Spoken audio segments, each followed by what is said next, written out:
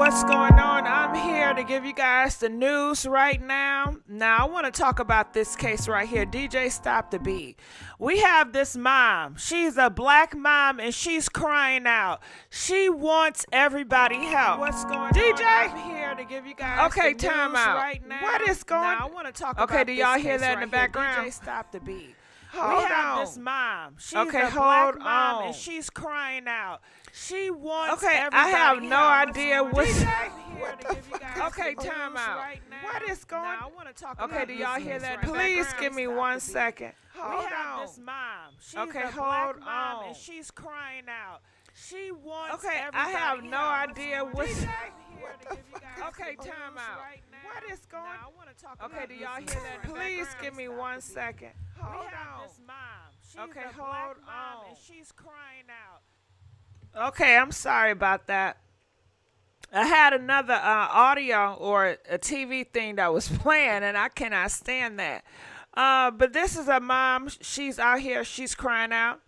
I hear a double voice. Is that Mama D in the back cutting up? Nah, Denny. I don't know what happened. I had another window that was open that was playing the video, which I shouldn't have. I apologize. But back to this case. Please like this video. This mom, she is speaking out because she said that her son was taken out of here and she wants equality. Now, what happened? Well, this happened in Texas, I believe, but this is her son. And her son just came out of prison, and she wants everybody to know he is a father, okay? So keep that in your head. And he called her that day, hours before he did a robbery. He's a criminal, okay? This is a criminal that you're looking at. But to her, it's her black king, okay? This is her king. So he calls Mom, and he says, Mom, I want to do better. You know, I want so much in life. Now, we cannot confirm or deny if this is the truth. This is what she telling us. Hell, she could be a liar. She could be a criminal, too. You know, she have sympathy for her son, which is a criminal. But that's normal. Most criminal moms are like that. Anyway, she said that he was trying to get on a good and right narrow path. And she had no idea he was going to rob this restaurant in Texas. However, she said when he robbed the restaurant, he came out with the pow pow. People are saying the pow pow was fake. It was plastic. I'm not sure. Anyway, she said that the man took her son out of here. And what she don't like is it was overdone.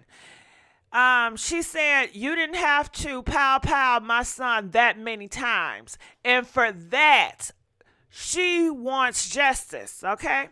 I don't know if she's going to get it. A lot of people feel a certain way about this, but I do want to play some of her clips.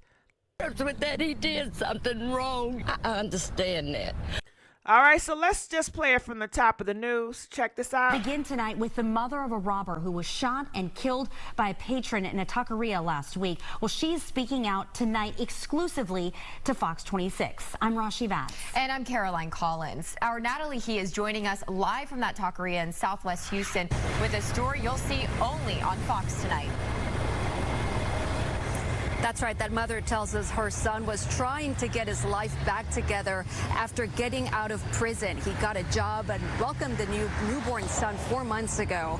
She also says she knew that he was struggling financially, but says she never knew how desperate he was for help. Thursday morning was the last time he called me. What did he say? He said, Mom, son to mother, I'm trying to be the best person I can be. In an ominous phone call Thursday morning, hours before the robbery at El Ranchito that would end his life, 30-year-old Eric Eugene Washington promised his mother, Corrine Goodman, he would do better. What he did, I don't condone. I don't.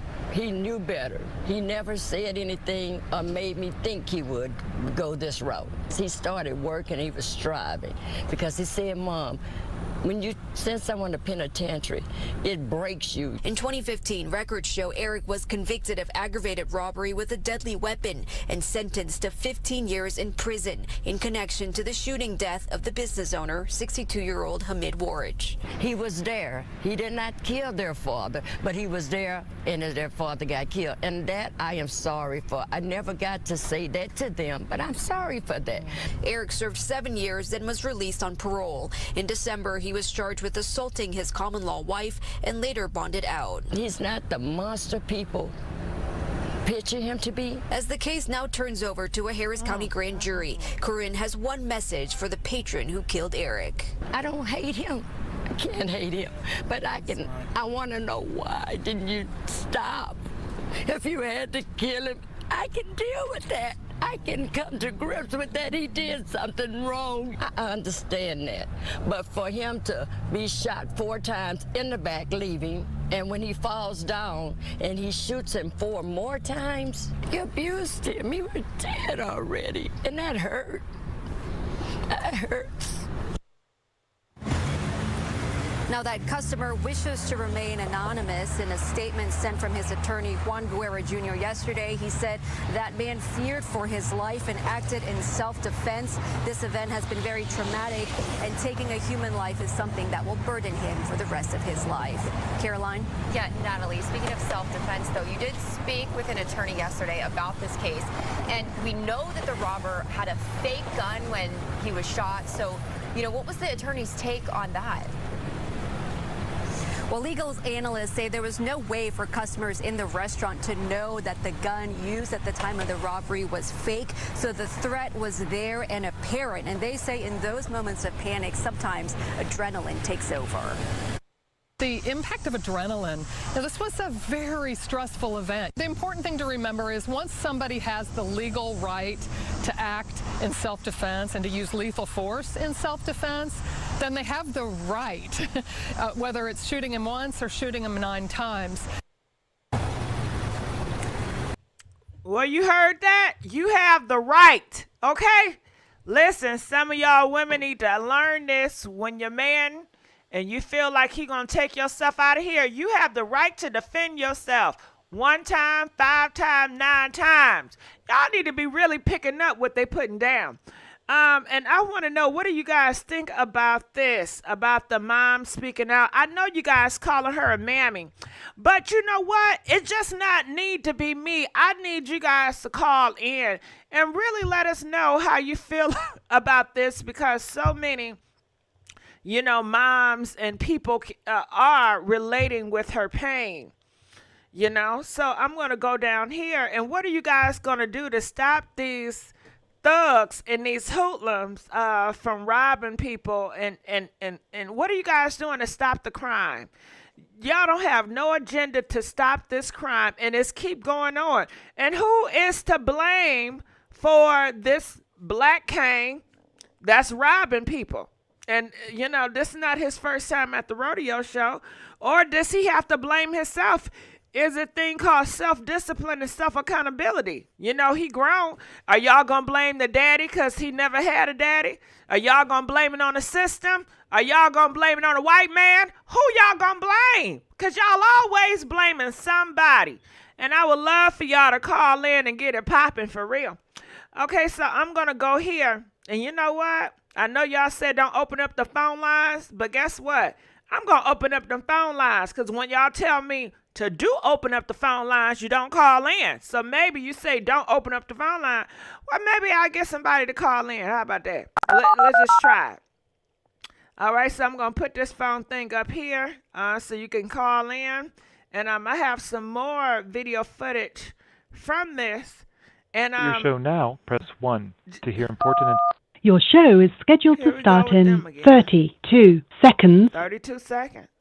Yeah, call in. Let us know, whose side are you on? Are you on this mama side and you want justice?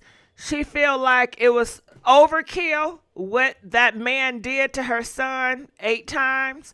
The law said it's not. And they are saying, well, it was a fake gun.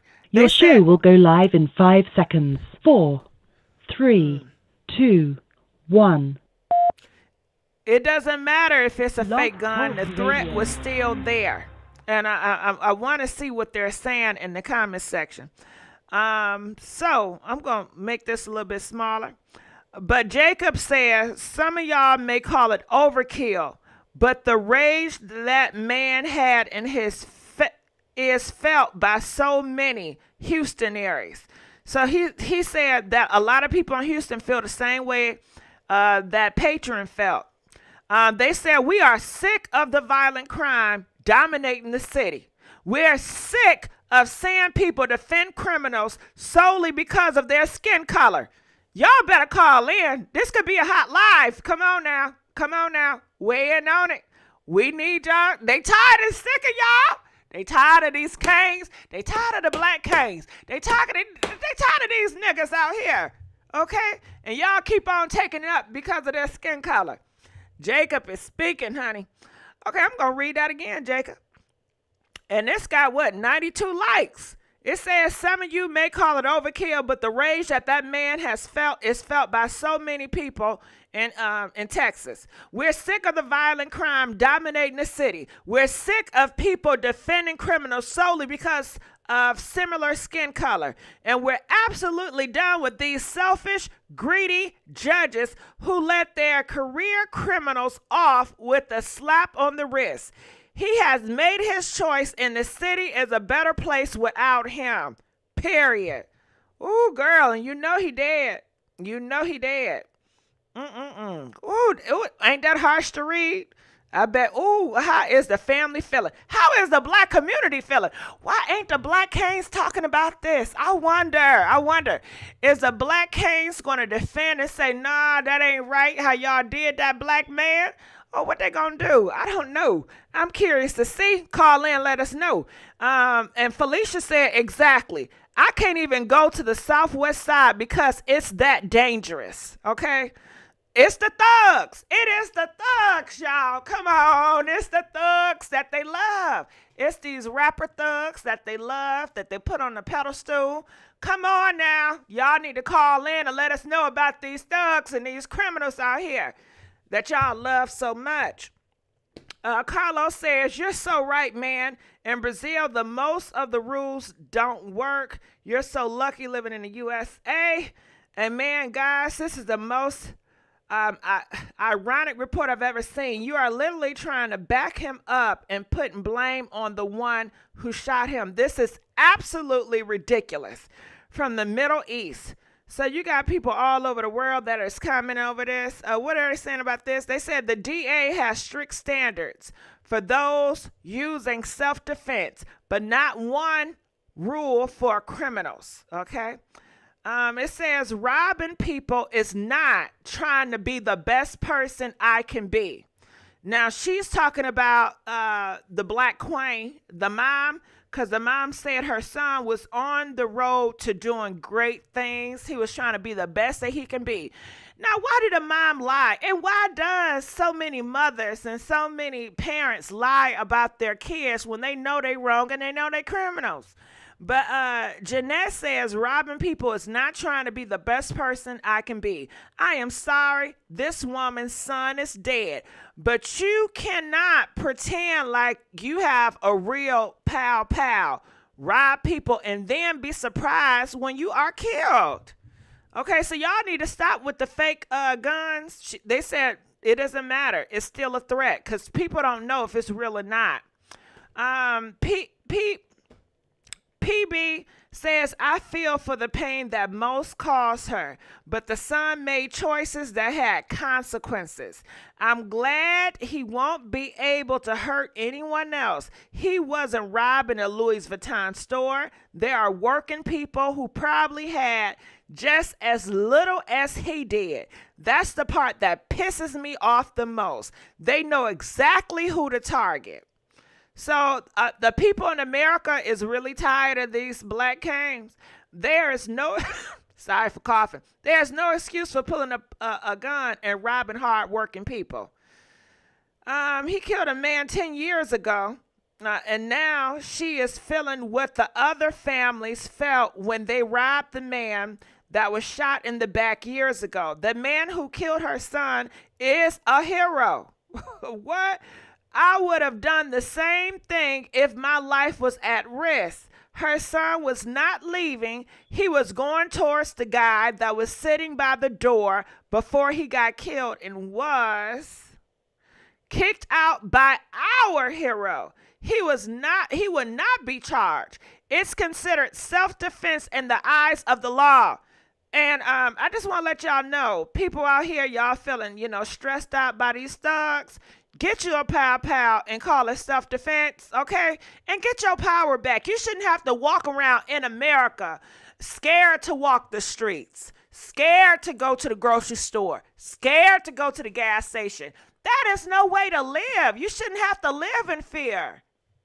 So I hate that. But let's go on some phone calls.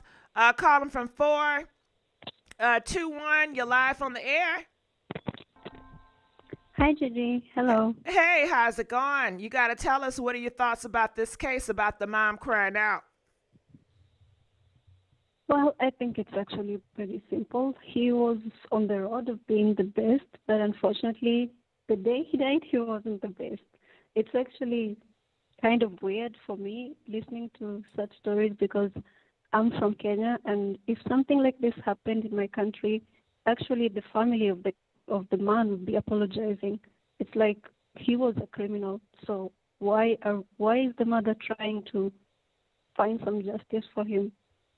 Yeah, that's an interesting point. So you're telling me, in your country, the robber's father would speak out to apologize. Yeah, actually, and in the first, he was already a criminal, and in the first incident, he didn't kill the man. And you can, in the video, the mother is saying something about he was an accessory. He actually didn't kill the man, and you can already see how she's so forgiving, so accepting of the son. So he could literally kill the entire world, and she would still say, "My son deserves justice." So it's weird. Yeah, and people are hearing about this all over the world, and people are saying this mama is weird. Why don't she have accountability for her son? Why is she defending a criminal? And people feel that that's the reason why he would never straighten up, because he can always run to his mama Teddy. He can always run to his mom no matter what he does. She will always see him as a black king. He can never do no wrong. And she's not ashamed. People feel like you should be ashamed, Mom. Why would you even show your face on here talking all this stuff? Yeah, and maybe the other criminals would get scared, I hope, and they would learn from it, so they would not terrorize the rest of the community. I hope so. That would be nice, but unfortunately, that's not going to happen because in that certain community, they're used to these parents and these moms cuddling them when they do crime. They know their kids are doing crime. They know their kids are doing bad. They still giving them a place to stay, shelter, food, and acting like nothing happened. They may complain to their kids, but they ain't gonna do nothing else. They ain't gonna really discipline their adult kids. But I appreciate you for calling in and giving us a different point of view. Thank you, all right. Gigi. I thank you so much. Calling from 706, you're live on the air. 706. Hey, how's it going? Yes, hey. Yes, I feel with that whole decision, I mean, yeah, the mom, she has the right to feel emotional. If that what really happened, if he was leaving out of the door, and he got shot, because it depends on what area they're in. Some would say it's not legal for them to shoot if a person is leaving out of the doorway. If their back is towards them, then they don't supposed to shoot. Now, if he was in the building directly in the building, then yes, the owner is perfectly fine. He's at right to do whatever he has to do. But yes, it is wrong if he's already outside and you said he's shooting. You're wrong. So with that, I feel like, yeah, he is wrong if he was outside. And if you steady shooting while he's outside, yes. Because let it be a different color and we was doing something like that, we would be locked up for doing it. Okay. Now this is what I'm hearing. He was not outside. He was inside, and he was going towards the back. And it was not the owner, but it was a patron, somebody that was eating at the restaurant that stood up for everybody in the restaurant and shot him in the back. I feel like that's wrong, but I mean, How is it wrong though? I know you a lot of people may you feel. do have some heroes that you do have some people, because anything could have went out. What if the patron got shot while he's in there trying to help out and stuff like that? And I understand that, but as far as the mom. Yeah, she shouldn't be hollering. I mean, yeah, she probably feel as it could have went a whole lot different if if her son was trying to be on the right foot, be on the right path. But honestly, she should not be crying when it comes to that situation. She should not be, because the son was in the wrong. Whether if it was his last time robbing the place or if his last time anything could have happened, and if he was really on the right foot, he should never been in it. He should never went and did that. Okay.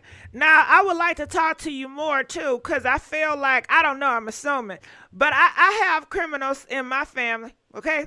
And, shit, you know what I mean? I don't know about you, but, when it comes to this, a lot of people will try to have a soft spot or sympathize for, criminals. I have a lot of, criminal sympathizers in my family and outside my family.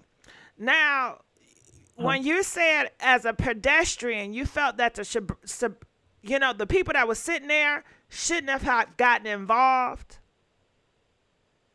Yeah, because honestly, I have recently I have heard where a pedestrian has stepped up and they tried to help out another person getting robbed, and at the end of the day, they got killed and they lost. That family lost a family member.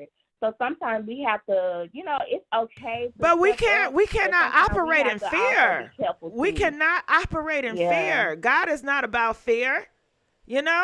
I think people get tired of not being able to go to the corner store, not being able to go, places because they're scared. They can't even walk the block because of in fear. That's no way to live. I honestly believe if more patrons had a pow and stood up when these thugs and criminals come into these stores to try to rob, if they start pulling out and start popping, sorry to cough in your ear. But I would think not our battle to I would think I would think the criminals will decrease in robbing people because they know the American people is not going to have it on their watch. Now, you said it is not the American people to battle, but this is the American people country. When stuff is going down, people, this is your country. You have to be accountable and stand up for what's right. Unless the criminals will always win because they know ain't nobody going to stand up for what's right. Not to just be bringing guns and guns just going back and forth at each other. No, that's not what's right.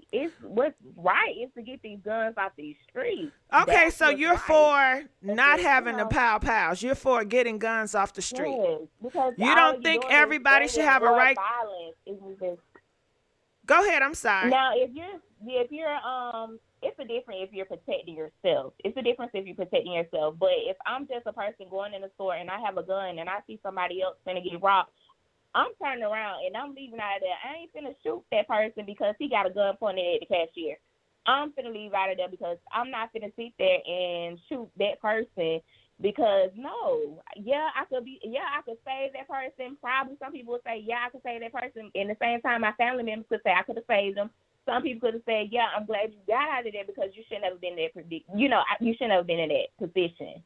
Things could have went a whole lot different.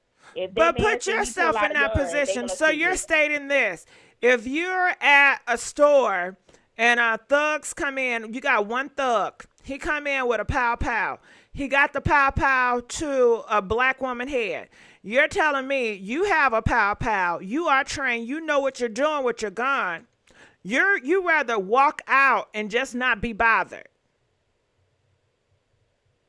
Yeah. Say it with your chest out now. Yeah. I mean, a lot of people I feel rather that save way my life. Yes, in certain communities.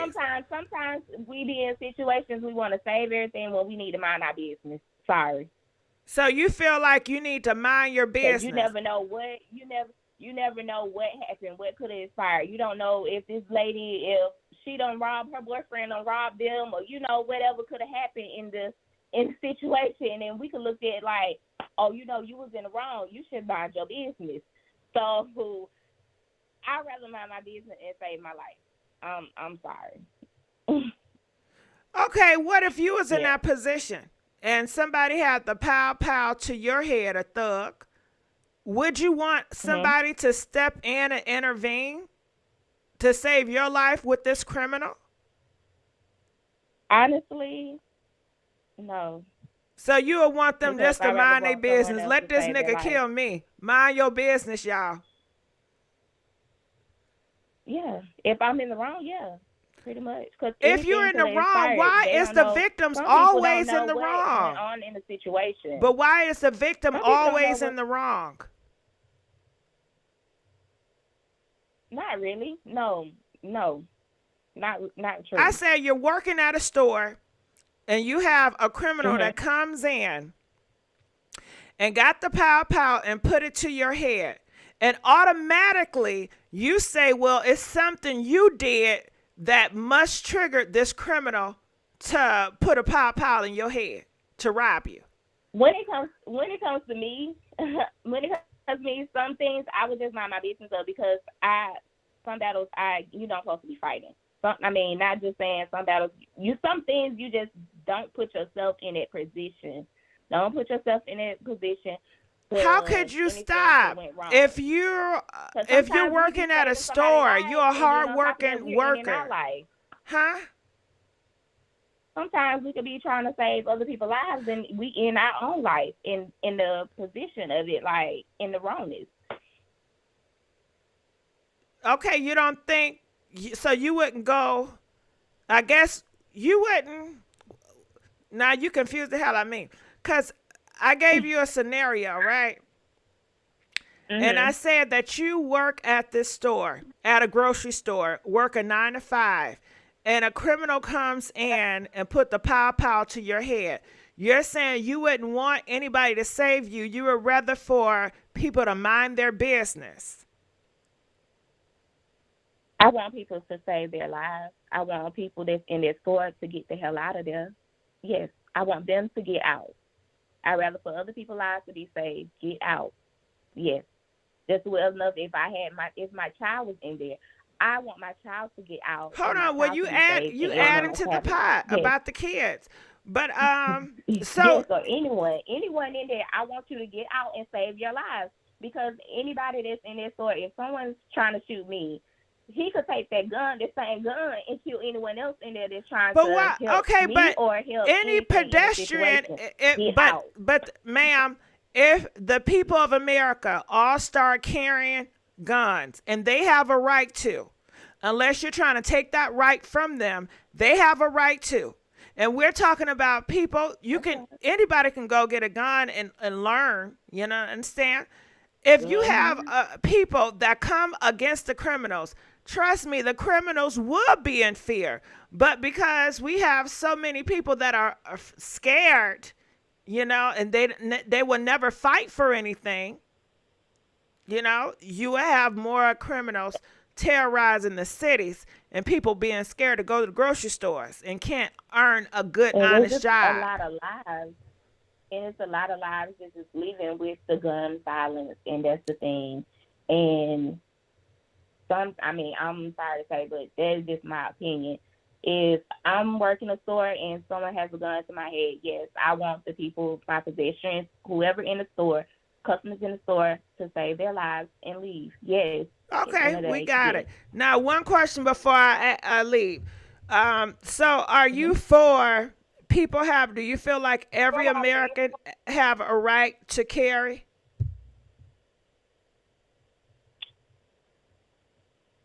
Do I feel like everyone has a right to carry? Yes. Yeah, long as, I mean, I feel like there should be, not every, no, I'm going to say that, no. Because honestly, if you have some kind of illness, yes. If you have some kind of illness, some kind of issues, then no, I feel like no, you shouldn't. It should be, it's, because these guns get in the wrong hands. People And are honestly, saying if it's not the guns, but it's the people. bipolar illness or anything.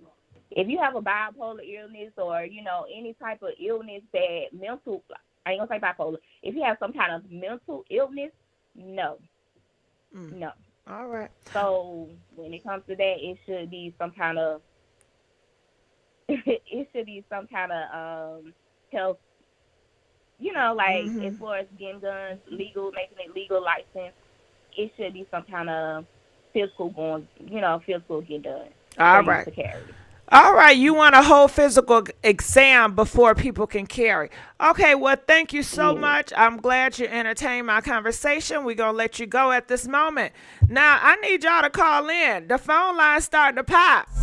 The phone lines are starting to pop, and I'm loving it, All right, so let's go on to the next caller. Just to give you guys a recap, we have a black mom out here, and she's pleading for her son. You guys may have heard of her son, was on the news. He had a fake gun, and he attempted to rob this restaurant in Houston. And a patron that was in the restaurant was the hero, and he took him out, And now the mama said the patron shot him too many times, and she wants justice. However, the patron is getting off scot-free because he is seen as a hero, and a lot of people are speaking out, and they're tired of people defending criminals. Calling from 443, you're live on the air. Hey, Gigi, how you doing? Good. How are you? I'm blessed. Gigi, that mother, I feel for her that she lost her son, but she has to know that her son is dead wrong.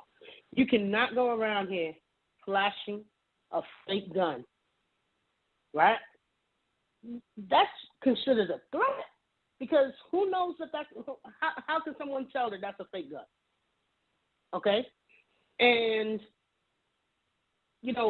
the person that was in the restaurant that shot that young man, they did the right thing because you don't know what's on the mind of a person at the time that something is happening, right? You don't know if he's gonna open up and start shooting everybody in the restaurant. You know what I'm saying? So to me, he did the right thing. All right, the mom, I feel for her that she had to bury her child, but also in the same token, she also has to look at the fact that your child was wrong as two left shoes. And you cannot continue to back up someone that is not doing the right thing. And for you to say that he was on the way of doing great things in his life, I can't tell by this. How is that possible? That's just my opinion. All right. Take it easy. And we appreciate your opinion. All right. Well, let's go on to the next caller. Calling from 504. You're live on the air. Hello, GG. How are you? Hey, Q. How's it going? So you got to tell us, what are your thoughts about this? Well, you may have some people that may not agree with my thought process on this, but you know how when some of those Caucasians will be out climbing cliffs and skydiving, and they lose their life in the process, they always say he died doing what he loved to do. So I'm happy this guy's gone, and he died doing what he loved to do. I don't feel sorry for him. I really don't. And the problem with the mother, this is what you call toxic love support, all right? And you have a lot of parents that do this, especially parents that look like us. That it doesn't matter what their child did that was wrong. they will side with the child.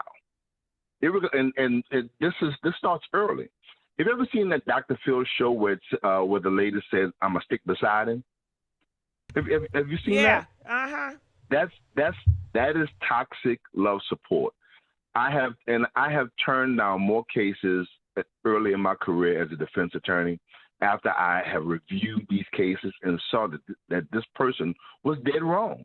But you have a lot of attorneys that would take those cases just for the purposes of the money, or to see if they can make something out of it.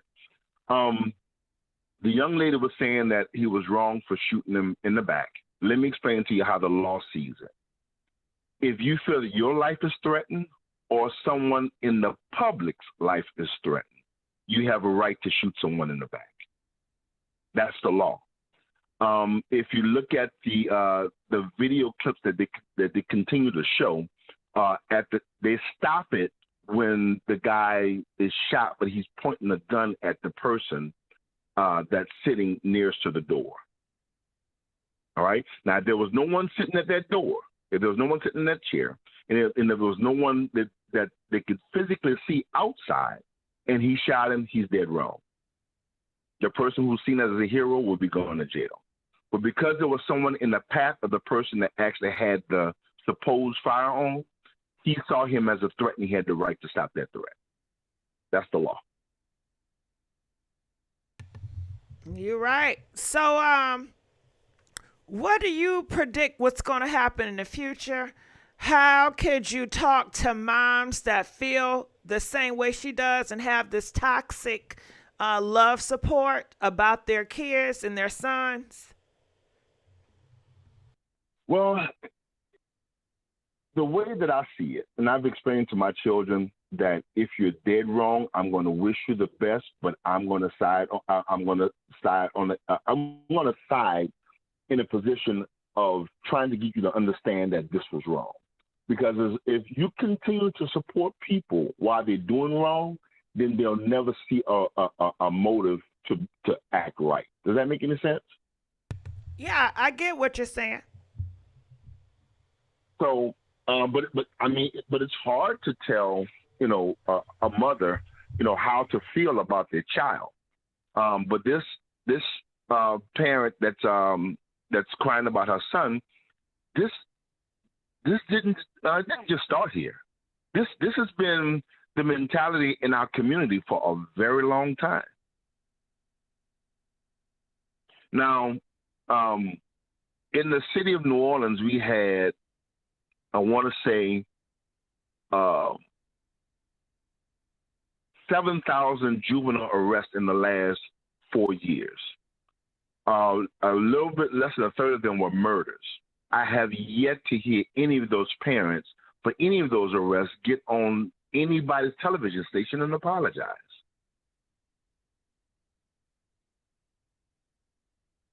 And who do you blame for that? Because, we love to blame somebody. Can we just say they did not know, or they're ashamed? What do you expect them to do? Or would they say, well, people get killed every time, and other races don't get to apologize, so why should the black people apologize? That's just not being unfair. Now, people die all day.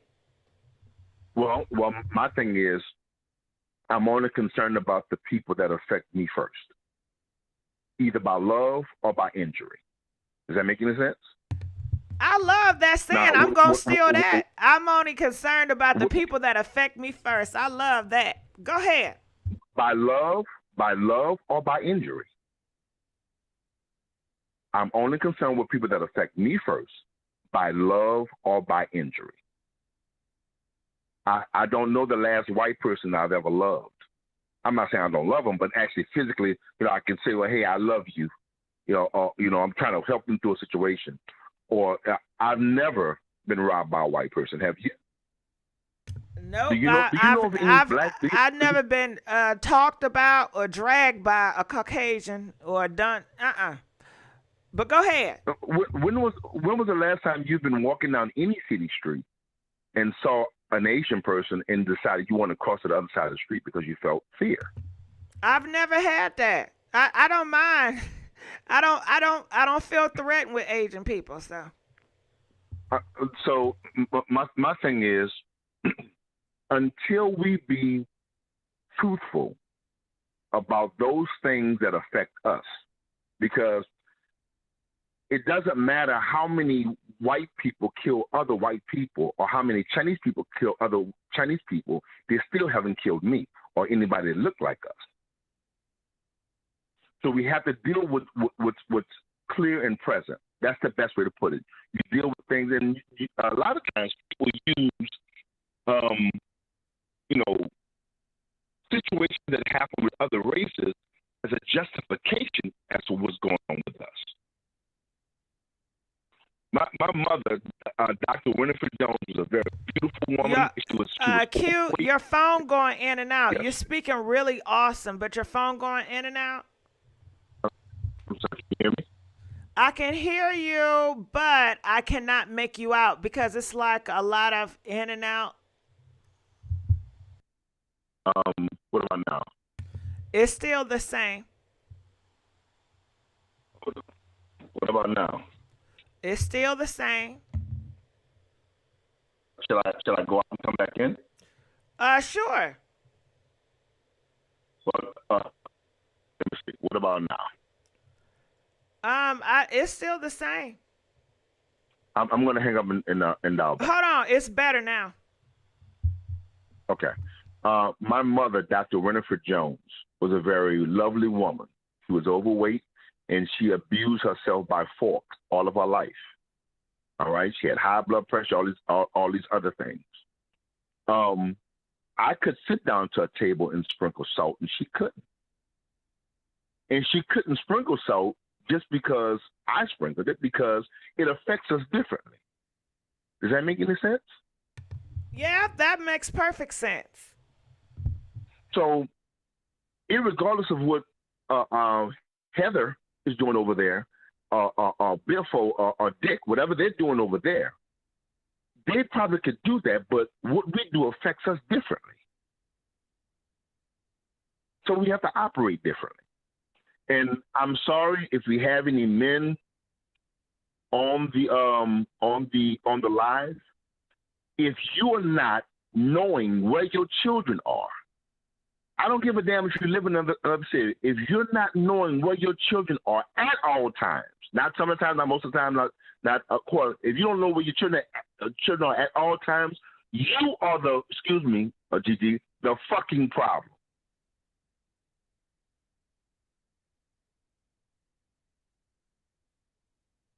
You are the problem. If you don't know where your children are at all times, I have 4 children. All of my children are over the age of 20. I'm sorry, one of them is under 20. But I know my children are at all times.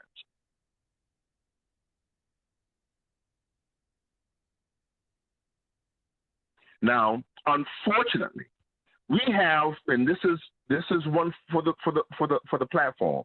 We have within the black community, it's called broken wing syndrome.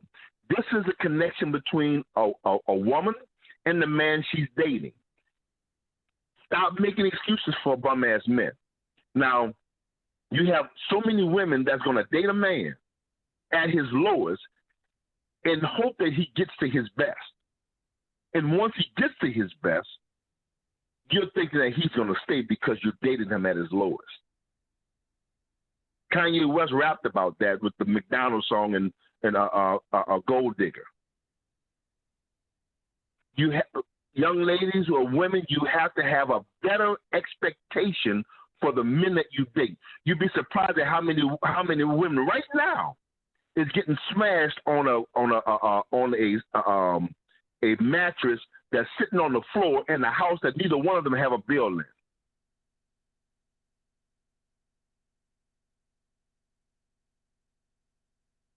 That's the problem that we have.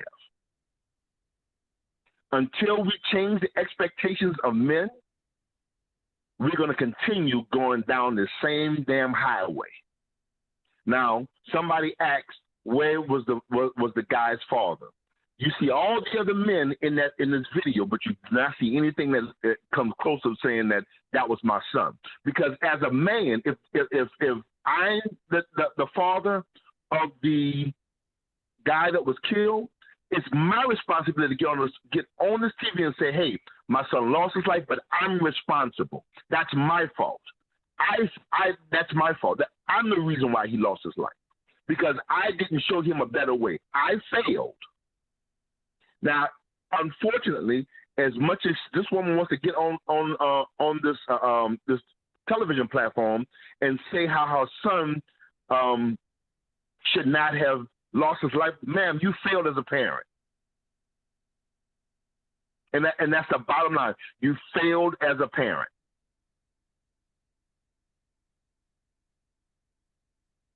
You have, unfortunately, you have parents that will get out and fight with their children, the opposition.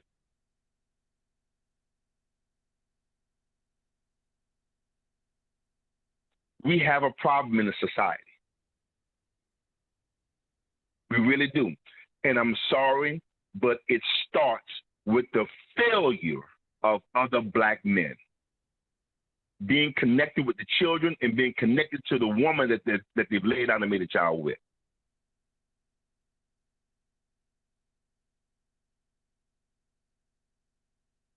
And I'm sorry, you get no accolades from me of being a single parent, whether you're a father or a mother. I don't see you as a strong person, because now if you lost your spouse, your baby father, if he's deceased, then I'll give you a pass. But you get no pass from me because of your selection process. You selected a bum, so you have to deal with what bums leave behind. Nothing.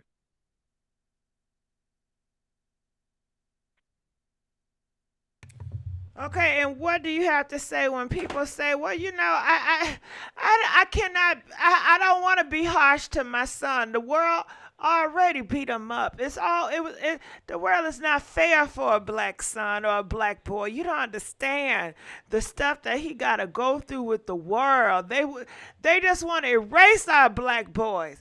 And then you want me to put him down too when he already got the world at his back.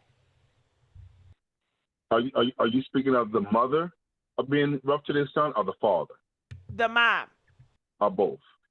Not the mom. I really don't hear too many, dads. I'm speaking on the mom point of view.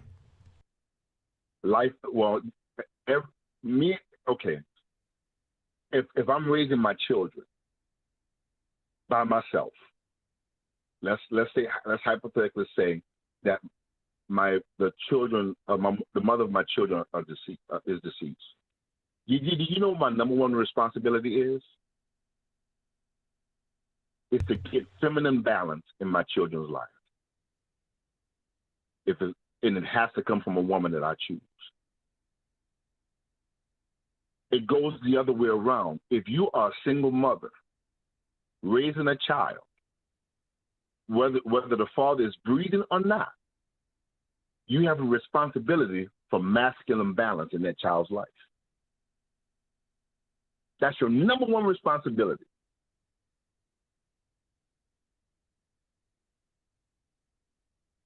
But you have some people that hang their hat on, I did this by myself, as if that's supposed to be some goddamn trophy.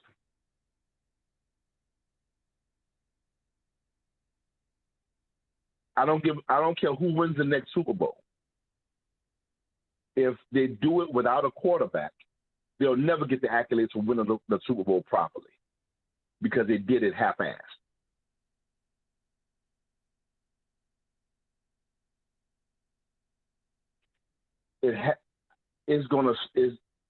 What has to happen with us, Gigi, is going to have to start when men start getting their rightful place in black society.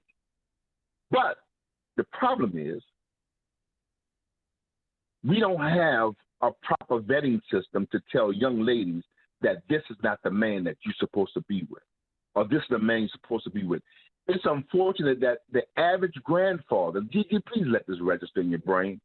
The average grandfather does not meet the father of his grandchild until the baby shower. Is that registering, Gigi? No, you may need to say it again. The average grandfather does not meet the father of his grandchild until the baby shower. Got it. He's not meeting the man that his daughter is dating until it's too late. Correct. Now, we have a question. They said, what if the father is a bad example? What if he's bad? You have a responsibility to find masculine balance in your home. Because my youngest daughter, who's burning my pockets at Howard University, is not biologically mine. She just turned 21 today. Okay? She's getting ready to go to NYU. She turned 21 today. She's not biologically mine, but I've been raising her since she was 3 years old. Her biological father just passed away 2 years ago. Her mother found balance. She found me. But before she found me, I had to go through a vetting system. She has 3 brothers. She has a very successful musician father. I had to sit and talk to those people. They had to feel me out. They had to know where you from. Who are your people from? Who are your people? Where are your people from? Her mother found balance. And I guarantee you right now, if I drop dead right now, that kid is on the first thing smoking coming from D.C. That's your responsibility as a parent.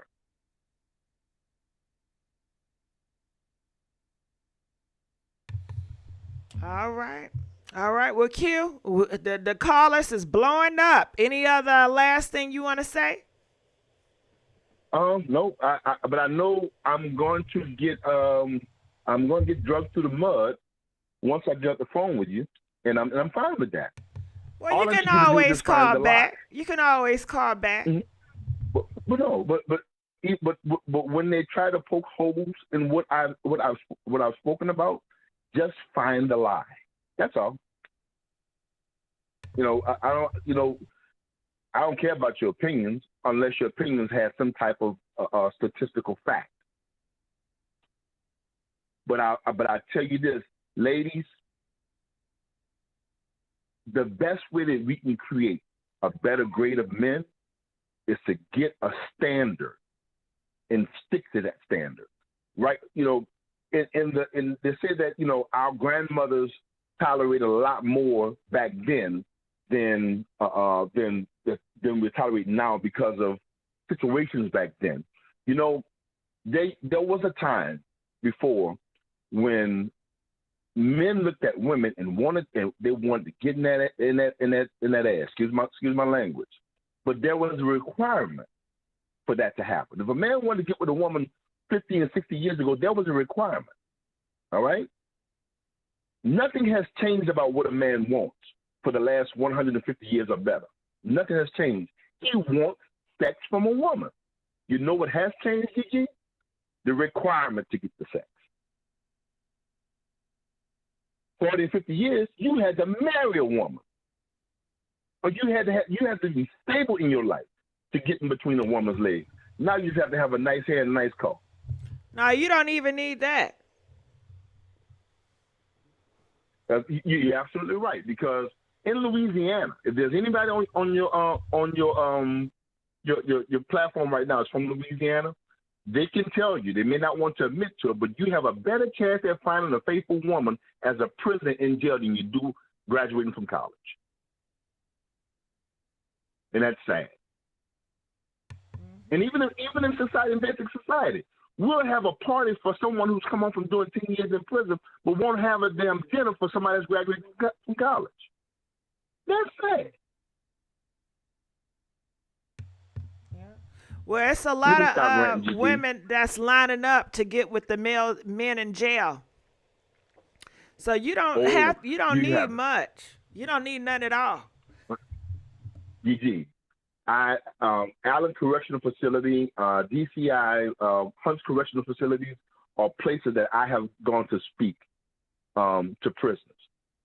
One of the biggest deterrents that the chaplain has is trying to convince some young lady that she should not marry a guy until he's able to get out and put his feet on solid ground and prove that he can be a husband. That is one of the biggest deterrents of a chaplain. Don't take my word for it. You can call any chaplain anywhere in the country and ask them, how many people are you trying to deter from getting married?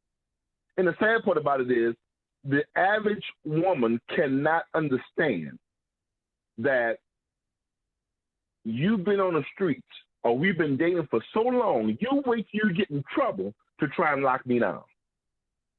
No, partner, that don't work. You have a lady that will be dating a guy for 7, 8, 10 years. He waits till he gets faced with time to try and control what she does with her coochie. Now, it changed if those were the plans before you went to prison or before you went to jail. But why would you wait until you get tired to want to stop him from getting a better man? Sickening. I'm sick of some of these fools. But I'm going, GG. I've ranted enough. I appreciate you, Q, all the time. You're the best. All right, we're going to let Q go. Calling from 70702. You're live on the air. Hey, Gigi, can you hear me? Yes, I can. Just speak up a little louder. Please let us know how you feel. All right, thank you. I was just calling to give my take. I just took a CCW class. What that is a concealed carry weapon class. So a lot of people don't understand. They teach you in those classes to get rid of the threat. It is sad, Buddy lost his life, but he really played himself by having a fake gun anyway. His history, he went to prison for robbery, if I'm not mistaken, if I listened correctly. So it appears he didn't learn his lesson. It's sad he got shot in the back. I see how it looks, but like Buddy said, according to the law, you have the right to put any threat down. And if you've taken any type of class, you're actually, and I'm putting it in air quotes, obligated to eliminate the threat, right? So what that man did, I mean, he did the right thing. It's sad, but, you know, like you said, you don't know what's in somebody's mind. You don't know if he's about to just go crazy. You don't know if he's on drugs. You don't know if he's just going to start shooting everybody. Like, I mean, it's sad the lady lost her son, but that's just what it is. If you're a gun owner. Can I say something? Why couldn't he get a 9 to 5? Why at McDonald's they hire, Chick-fil-A hire, Burger King hire, all these people hire, right, Home Depot hire. Bro, you went to prison. You didn't learn your lesson. You gonna do the same shit you did. Oh, excuse me, I'm sorry, Gigi, for cursing. You went and did you. It just don't make sense. I don't even have words. I mean. And I can twist it. I can twist it, and I can say, you know, it's the American people fault because you guys have been so relaxed and easy on criminals that criminals think they can just walk into a restaurant full of patrons with a pow, threatening everybody and making this traumatic experience for everybody for the rest of their life and think it's okay. Because clearly he did not see it coming. He thought it was okay because it's happened so often. And American people have yet to stand up. The American people, y'all supposed to be so strong and bold, has been living in fear amongst the hoodlums. Now, if the American people start standing up, citizens that live and work an honest living, all in America, the criminals will not have a leg to stand on. American people have to stop living in fear. And I'm gonna tell you something, Gigi. Like I'm the type of person, like I consider myself sort of like a hippie. I'm about love and light. I honestly didn't like guns, but I live in Las Vegas, and I've been the victim of people breaking in my vehicle. I've had a vehicle stolen, and I got tired of it. I said, you know what? I'm about to go take this class. I'm going to learn how to shoot. As long as you are a responsible gun owner, you have the right to eliminate any threat by lethal force if you feel like severe bodily harm it will be done to you or anyone around you. So And if you look at the video, you can tell Buddy that actually the guy that shot the dude that was trying to rob people or whatever, you can see his body language. He was scared. You can see it in his eyes. I mean, I know he got on glasses, but if you look, Buddy is scared. And you can see as soon as he got that moment, he put his hand right there, Buddy turned his back, he went for it. And that's what they teach you, man. You can't just sit there and be a sheep and just, oh, I'm just going to sit here. He's not going to shoot me. You don't know what somebody going to do. This man got a whole gun in his hand. Or a fake gun anyway. He played himself doing that anyway. So, I don't know. People just got to realize people tired of being taken advantage of. People tired of being robbed.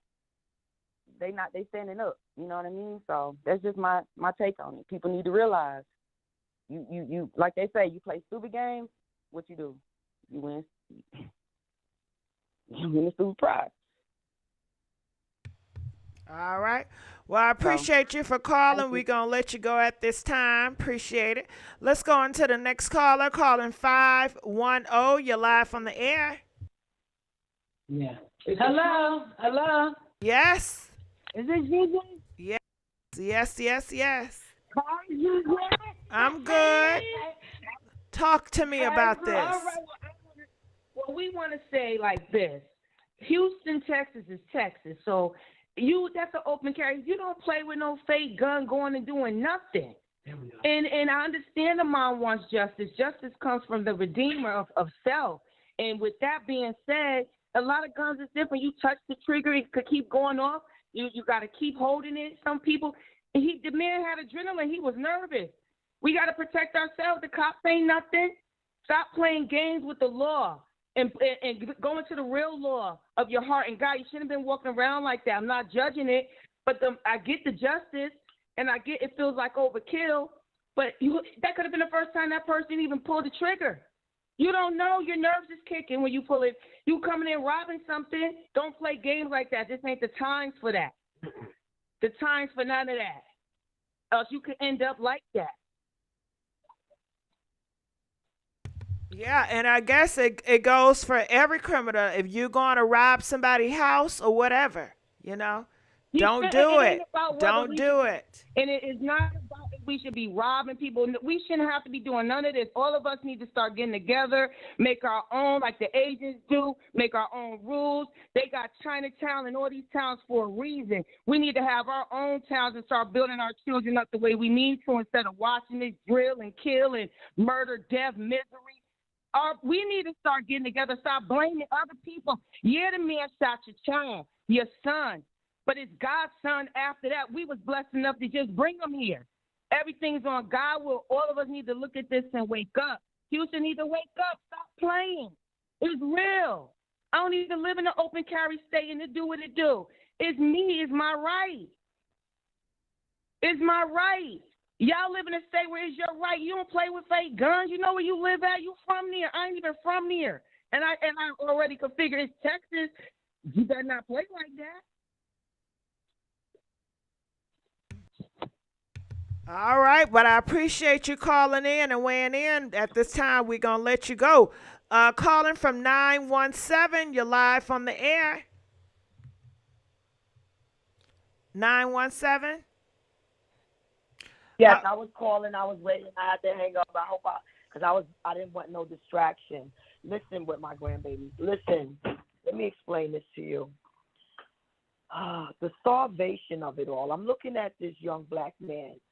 You understand? And for me, with the government not allowing certain people, see, a lot of people think that these jobs are available. I deal with gang members every day. And they cannot get a job, not even at McDonald's. Their application is turned down. It seriously is. They had to really change the law and allow them to now get OSHA license. I'm not going to agree with no cleansmen lynching people after the cleansmen starve you in your county, don't give you a job. But hold on. Felons do have jobs. I know a few felons that got jobs now. A few, but not you. That's how it goes. They give a few, but they don't give you. They give a few to appease people like that Cleansman, that man that came up here, Wonderful World of Disney, that's sending somebody else's child to college. Congratulations, because I'm sure that his wife is not a dark-skinned Black American woman. I'm positive of that. I'm positive he's dancing around some Santeria or some kind of different coochie. You know, it's disgusting how people going to blame people's parents. What about the parents, those rich billionaires that send their children to college and their children die of overdoses and things like that? Watch your mouth. People need to really watch what they say. You understand? And they have to understand this about them open carrying states. And I'm saying this for me, okay? If my child is a damn degenerate and you shoot him in your back, I'm going to just leave it like that. Okay? That's all I got to say. You understand? That's all I got to say. Because your gun is supposed to protect you. And if somebody is leaving out the door, that's not protection. That's vigilante. That's being a judge. He wasn't leaving out the door. His gun was towards somebody in the back. He was going towards the back. I'm a little confused about the thing, but, you know, the government put a hit out on us anyway, the way I see it. You know, the way I see it, you know, because, you know, now they got knock needles. They didn't have knock needles in the 60s because they designed it to destroy communities and people of color. And I hate brainwashed people, like, accepting everything this demon say. Like Tory Lanez should get 24 years for fragments, when pedophiles and rapists, I don't want to say the words, sorry.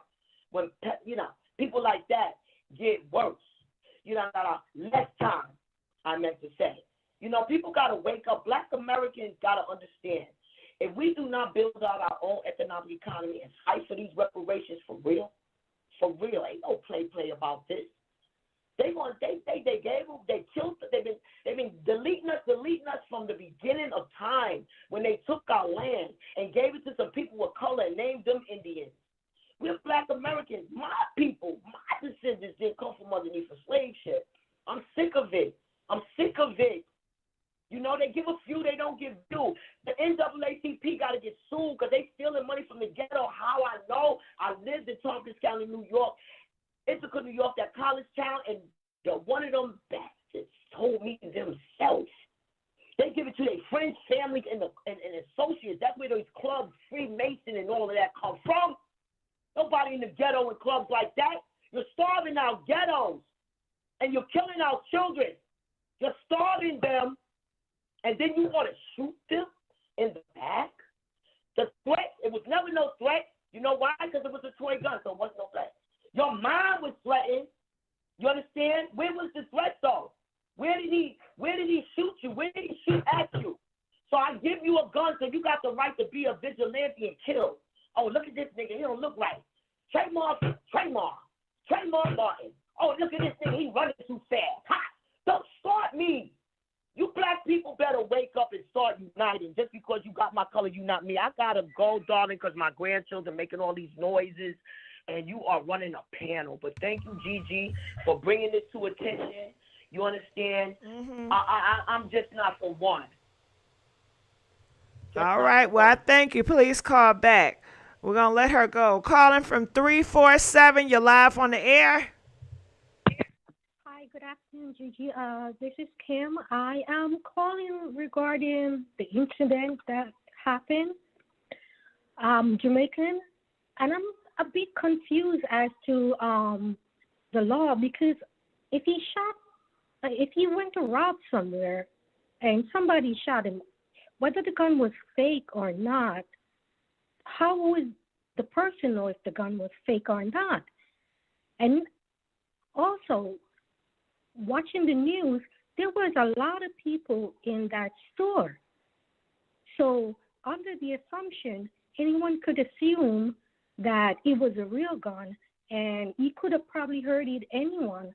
So I do not understand the merit where the mother is coming from, that she wants justice. Yeah, a lot of people all over the world is not understanding this mom as well. People have been saying the father should be speaking out, apologizing to everybody at that restaurant and, the owner. And another thing that I want to say as a Jamaican and an immigrant here, Black American has so much opportunities. and they waste it. I'm not going to lie. I know many people, including myself, that came with a suitcase, and we're doing well. You know, we slowly have to wait. You know, you have to go through the immigration process, and that takes a lot of time. And to think that, you know, you were born in this country, you have all the opportunity in the world to get an education and try to get a job. Even if you don't get an education as far as a college degree, get a trade. Because a lot of people in small countries, they don't have like a college degree. They have a trade. So I just don't understand the merit of, you know, Black American always claiming that this is the greatest country and they're so proud to be American, but yet for all, they blame the white man. But I don't see, nobody else see the white man doing anything bad to anyone because we all came here.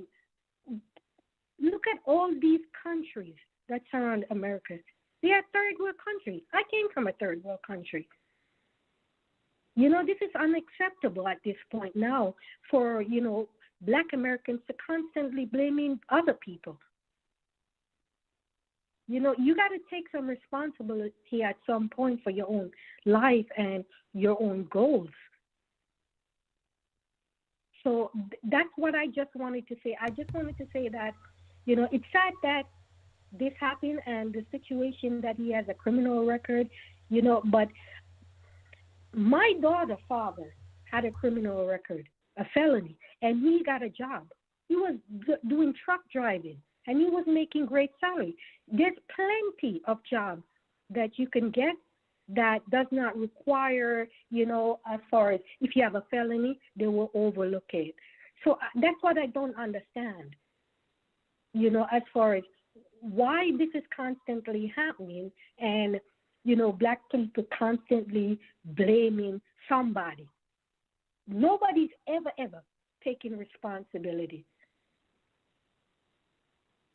All right. Well, I appreciate you speaking your truth and telling us your perspective and so many people like you what they see from their perspective. And it's important because only in the future it's just going to get more people have different perspective. Presentation, representation, it matters, and how you represent it. It matters, you know, and stereotypes are real. So it is. I'm going to tell you an incident. When I came to this country, I came illegally. It took me 6 years to get through. And when I did get through, I went through hell and back. But I endured it.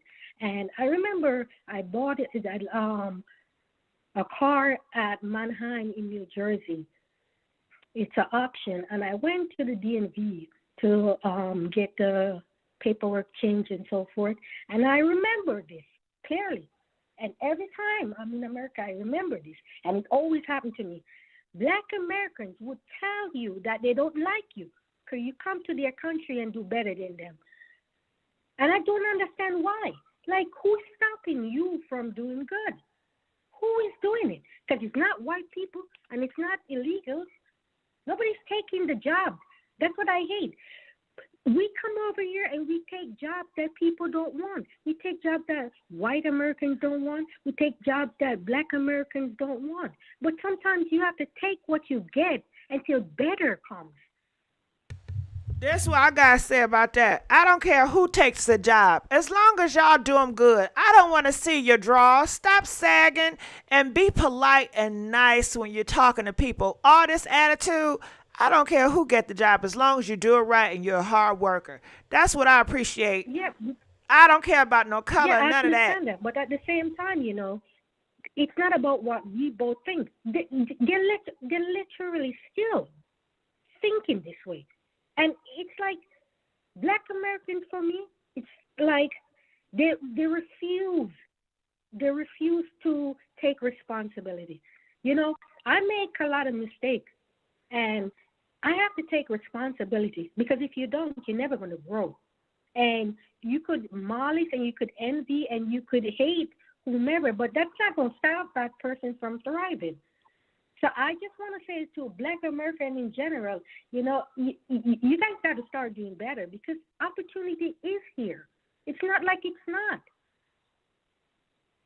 All right. Well, I appreciate. That's all I wanted to say. I appreciate you. All right, let her go. To the black community, everybody is looking at y'all, and they are saying y'all gotta do better. Everybody is looking, and why does it matter? Because in the future, we have a thing called government. We have a thing called election. The black people are the minority, but they're going to be the minority, meaning that other groups are going to be more majority than the minority, and they're going to have more influence in what goes on in America when it comes to laws and regulation. And yeah, it ain't gonna be looking good. So anyway, let's keep on going on. Calling from 504. You're live on the air. Hello. Hello. Hey, am I on? Yeah, you're on. Talk to me. What are your thoughts about this case? Well, first, the woman that just got off that's trying to blame Black Americans like we just sitting around not taking advantage of opportunity. She got a lot of audacity calling talking about that. Because how you gonna speak for every black person like no black people out here working their ass off for stuff? You look in this chat room, I'm pretty sure you got 90% of people that's at work that can say that they don't get the pay that they deserve. And she go get up here and act like every black person making excuses. Well, I'm not sure. I don't think she was talking about all black people. Countries. She was just speaking on in general. You got people that come from other countries that get tax breaks, get loans and stuff that hard-working black people that be working on these jobs for years don't get. And I'm one of the people that did try to go that way. You trying to get a loan from the bank. I got money in the bank, and these people want to charge you a high interest rate on something when you got thousands of dollars in the bank, and then you got Asian people that can come up here and get a loan with nothing. So she can miss me with that. You can come up in here and you on a black platform and you trying to put down other black people, man, miss me with that. Because you got hardworking people on jobs that don't never get the opportunities that these people that's coming through here getting. So she can call somebody else with that. Well, hold on. She was just speaking what she saw from her perspective. And I hear what you're saying about, but that's her perspective. That's how she see it, you know? And some black people feel the same way that she does, and they're black, and they're from, you know, certain areas. But you do see people with PPP loans that's black, that's taking advantage like you see other people. So people are seeing it all. People may not hear your story because other people that's bragging about the PPP loans and getting money and doing this, it's louder. So they see their perspective, you know, more.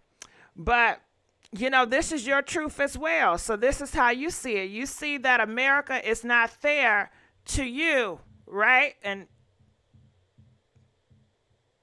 hello? Yeah, I'm still here. I said you feel that America is not fair to you because you're a black man? Dude, it's not even about being fair because this woman pretty much got on here and pretty much insulted people on the slick. What about the statistics that say that black women are some of the most highly educated people? They got degrees and everything and still got to work harder than most of these people that's coming through here. You look at the hospital where I work at, you got a lot of educated sisters in, let's say, yeah, but she's not talking about all black people. But she phrased it. This woman did this on the slick. This is the type of stuff that these people do. They come in here and then put down everybody else on the slick. They doing this stuff all the time. Okay, from my perspective, that's how everybody speak on this internet. When they talking about women, they don't say some women. They say black women are this or women are this. And we all know they're not talking about all. They're generalizing. But yeah, But let's get back on the case with the mama. What are your thoughts about the mama? Okay. And her son and the criminal. From what she said, look, her son went up in there, whether the gun was real or not, he went up in there with a gun. So the people going to think their lives in danger. He got shot. And her thing is, she's saying that the man didn't have to, I guess, put him down like a dog or whatever. But if he wouldn't have went in there with that gun planning to rob the place or not, it wouldn't have happened. Like, I feel bad for the mom, but it happened. There's no justice that's going to happen for that because he went in there with the intention to rob people. It is what it is. That's just how that happens. But, you got people that saying, oh, the mom is, or that everybody should get guns. But before everybody do that, you got to remember, the rules change when black folks do something. Because if we can get in a situation where we saying we defending ourselves, then we could be the ones going to jail. Them rules, they switch them rules up buku on us every time. And I mean, you got people in the chat that can tell you that. The rules don't apply the same way that they apply to everybody else. Y'all know that. So that's why I'm kind of mad too. Everybody want to come in here and tell people how the black community is the black community. When the black community is doing good, you don't hear shit. But every time something happens, y'all want to say the black community got to do better. What is the black community? Can somebody even say that? Man, y'all need to stop. Look, everybody needs to talk about what happens to affect them. Because if some black person go out there doing drugs, is that on every black person? The media act like that. It ain't me. So shit, everybody needs to have that attitude. I'm not going to be down on every black person just because you got some Sally Sue talking about black people ain't doing this, we ain't taking excuse for no opportunities. Man, forget all that. I do the best I can, just like 90% of the people in this chat. We got smart people over here. We ain't going to let nobody call in and have us all dogged out. Fuck all that.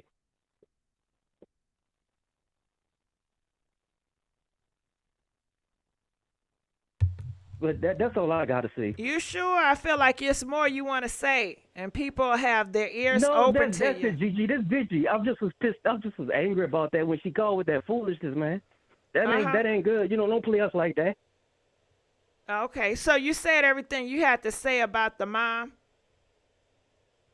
Yeah, I mean, like I said, I understand what she's sad that her son got left this earth or whatever, but he shouldn't have went in there and did what he did. That that's something she got to live with. I mean, he could have been working just like everybody else.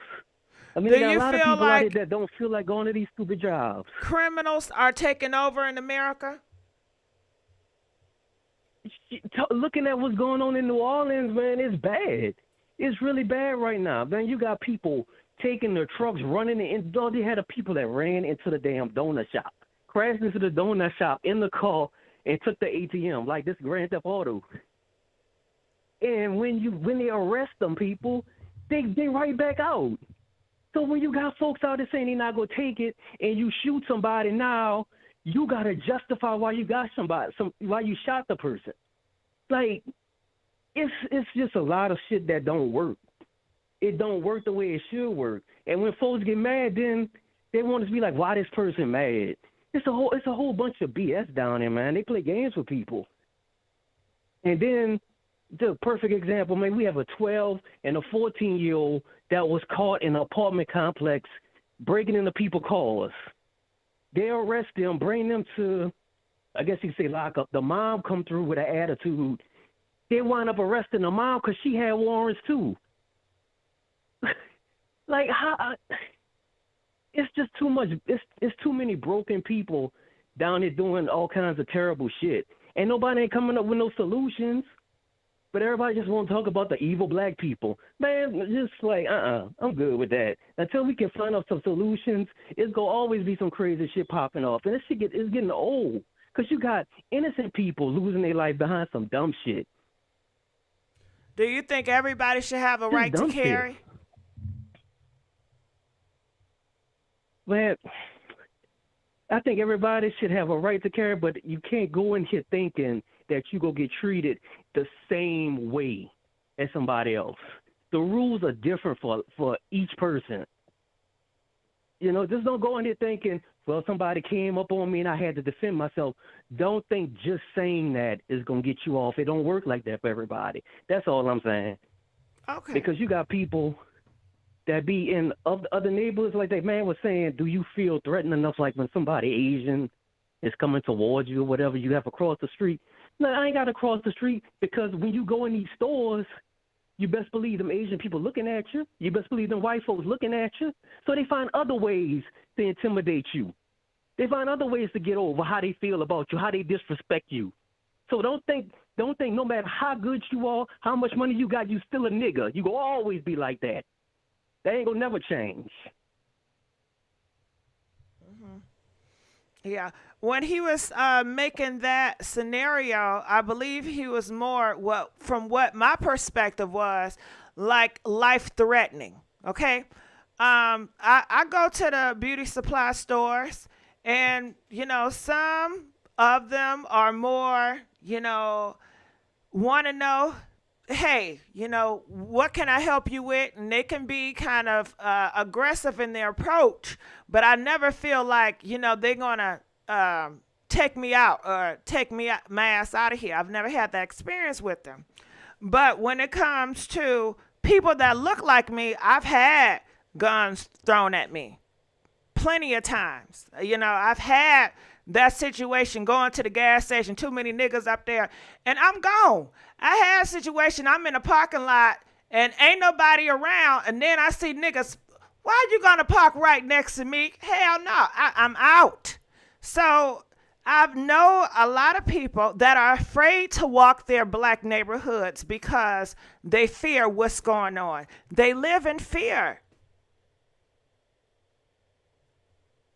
And you're right about that because you got to follow your first mind, especially with the stuff that's going on right here, right now. It's like if you park at the end towards the grocery store parking lot because you want to, I guess you could say, be more aware of people that's around you. You be more suspicious now when people decide to park next to you. Because you have to be that way. And that's the thing, man. Everybody got to be smart. They looking at you, and they call it a lick. Meaning that if you caught slipping, then they're going to get you, and they feel like it's your fault because you were not paying attention. And the hood, they don't blame nobody but you. Well, you shouldn't have had that outfit on. Well, you should have been doing that. So, people feel that. But you see, that's stupid people that think. That's stupid people that think like that. But that's people that look like me. That's people that look like me. And I get you. I get what you're saying on that, and that's true. But I'm saying that's the thing. How do you change that mentality? What can we do to even change that? I can't change it, but I change myself, and I distance myself. That's all I can do. You see, and that's right. That's what I'm saying, man. People really have to build up their family, their immediate friends, and hope that once you keep on doing that, eventually you can get by all this stupidity. But we can't even talk about family. I just found out one of my cousins that I don't even deal with this side of the family, but he was supposed to be helping some of my aunties and uncles. He ended up robbing them. Yeah, he ended up robbing them. Got into their bank account and did all that. And then the mom got at him, and then he tried to do it again.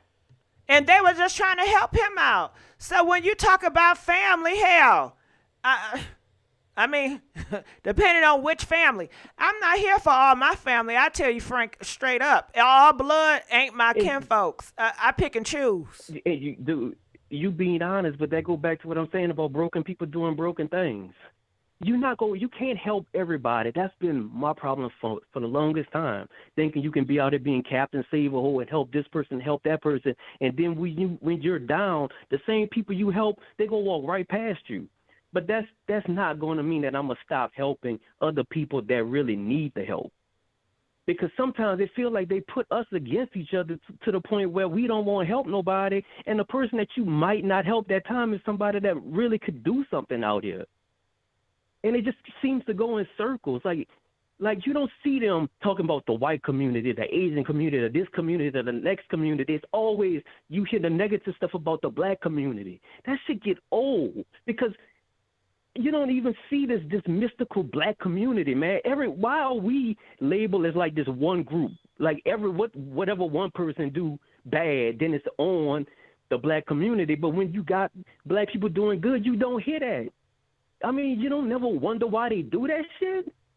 That shit ain't right. Because Well, you got, when black like I people said, do just good, like you got the black you have women you that's have going to out here teaching their children. you have do to shit. be in that I'm sorry. circle. When black people do good, you have to be in that circle to receive it. You know, if you around positive, affirming, inspirational things, you're gonna hear that type of story all the time. But the popular thing is the shade room, the neighborhood talk, Hollywood Unlocked. Those are the leading media platforms when it comes to black people.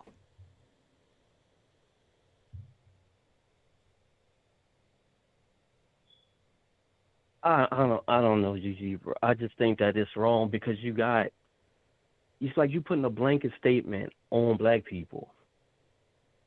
And that's something that really needs to stop. Because you look at the chat right now. You got like, let's say you got your platform in itself, you got a lot of smart people that run through there.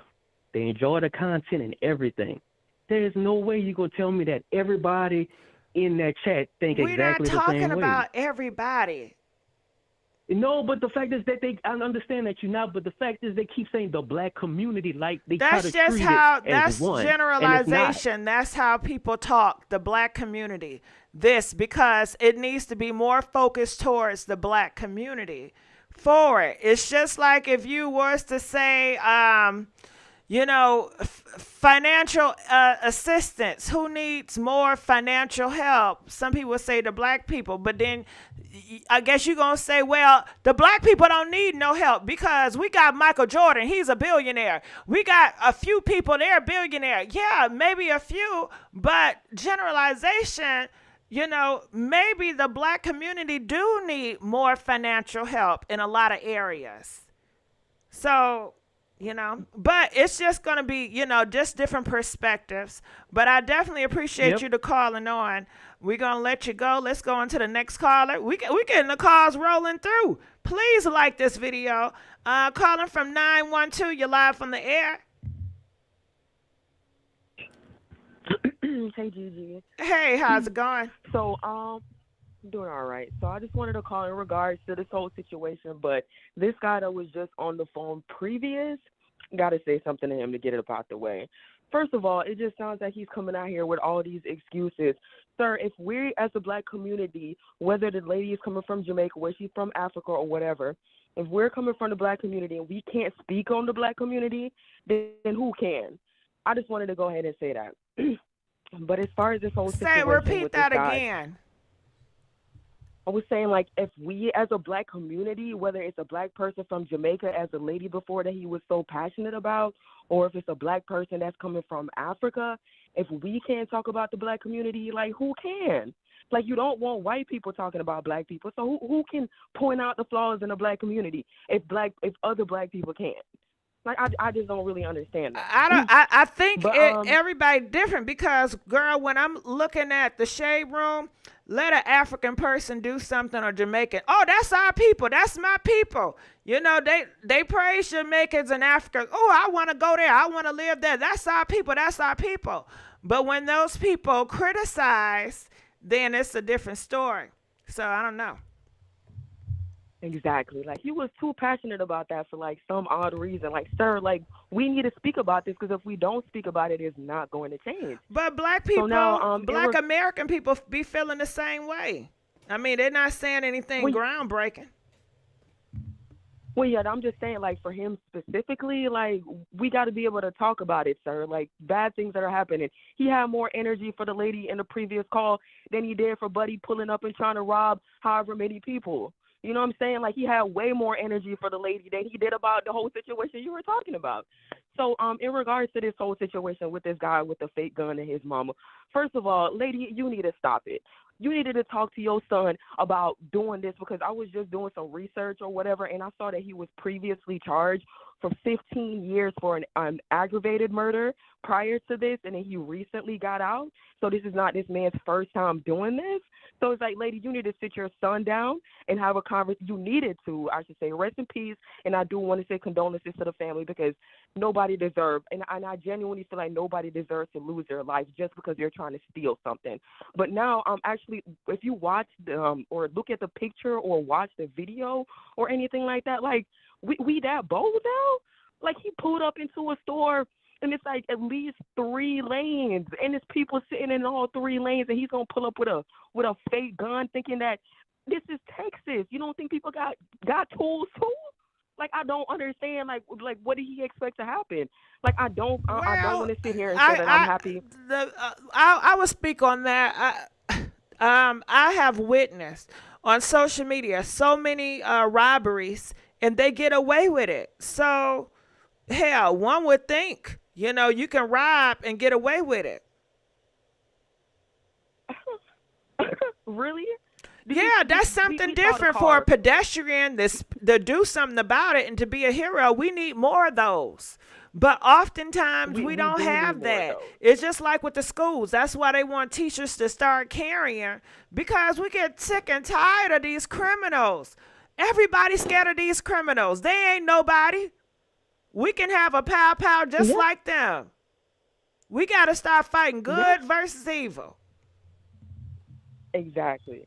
And I just want people to understand, like, if you're thinking of, I know the people on in this call or that's watching your live right now ain't on that type of energy, but y'all gotta, like, stop it. Like, come on. Like, you think that you're gonna pull up on all these people, especially in a place like Texas where first of all, look at Buddy who did shoot him. Don't he look like the stereotypical type of white dude that's gonna do something like that? But he pulled outside in a truck that's, like, beat down, like he just waiting for his opportunity to be great. Like, come on, man. Like, we gotta stop stuff like this. Like, if you gon' like, that's what people are doing now, robbing like 10 people at the same time. I know it wasn't 10 people in there, but there's no way one person can go in there and expect to be able to control an environment like that. Like, you know what I'm saying? You like, know what? Like, I'm telling you, it happens all the time. We've seen it all the time where everybody videotaping on a train, a person is getting assaulted, and nobody does nothing. We see it all the time. This ain't new. But what is new, a pedestrian standing up and being a hero. And we need more heroes out here, instead of just videotaping and not doing nothing. Because that's what we see all the time. People videotaping and not doing nothing. Yeah, no, I understand. I would never want to be in a situation like that where I'm just sitting down trying to eat and somebody is doing that. Like, come on. Like, I don't condone people killing people over property. Like, because I feel like your life is worth way more than, a couple of dollars, because he wasn't even stealing that much from each individual. Like, and it's a sad situation that he definitely had to die for this. But if you're watching, like, how they teach, like, self-defense and all that extra stuff, like, they tell you to wait for the opportunity where the robber is not looking. Like, you know what I'm saying? It's not like somebody's going to, like, pull a gun out when he's, like, staring you dead in your eye. That's stupid.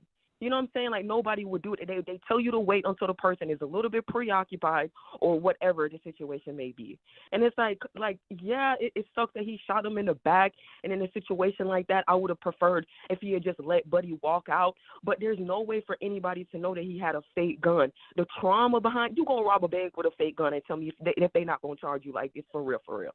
You know what I'm saying? So it's kind of like, come on, bro. Like I just wish he didn't do this, because, like, now another white dude just took out another black man for, you know what I'm saying, over a couple of dollars. And it's like, there's no way for me to be happy about that, or say he deserved it. But come on, Joe. Like, ain't none of us this bold and brazen, man. Stop trying to rob multiple people at the same time, bro. Like, this is what we doing now? Like, come on. And I heard you, Gigi, that you said that this is what they're doing. They're recording and all that extra stuff. But this is just like new age boldness and new age, you know what I'm saying? Like, I'm not used to this. Like, I'm not used to that at all, because I don't be on social media watching all that trash and all that, you know what I'm saying? Like, people recording fights and all that extra stuff. Like, I try to keep my mind as clear away from that, so I'm not privy to exactly what you're saying.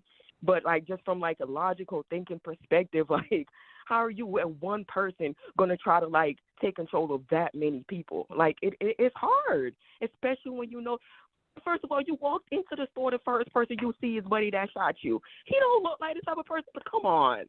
Like, come on. He looks like the type of person that he's waiting for a moment.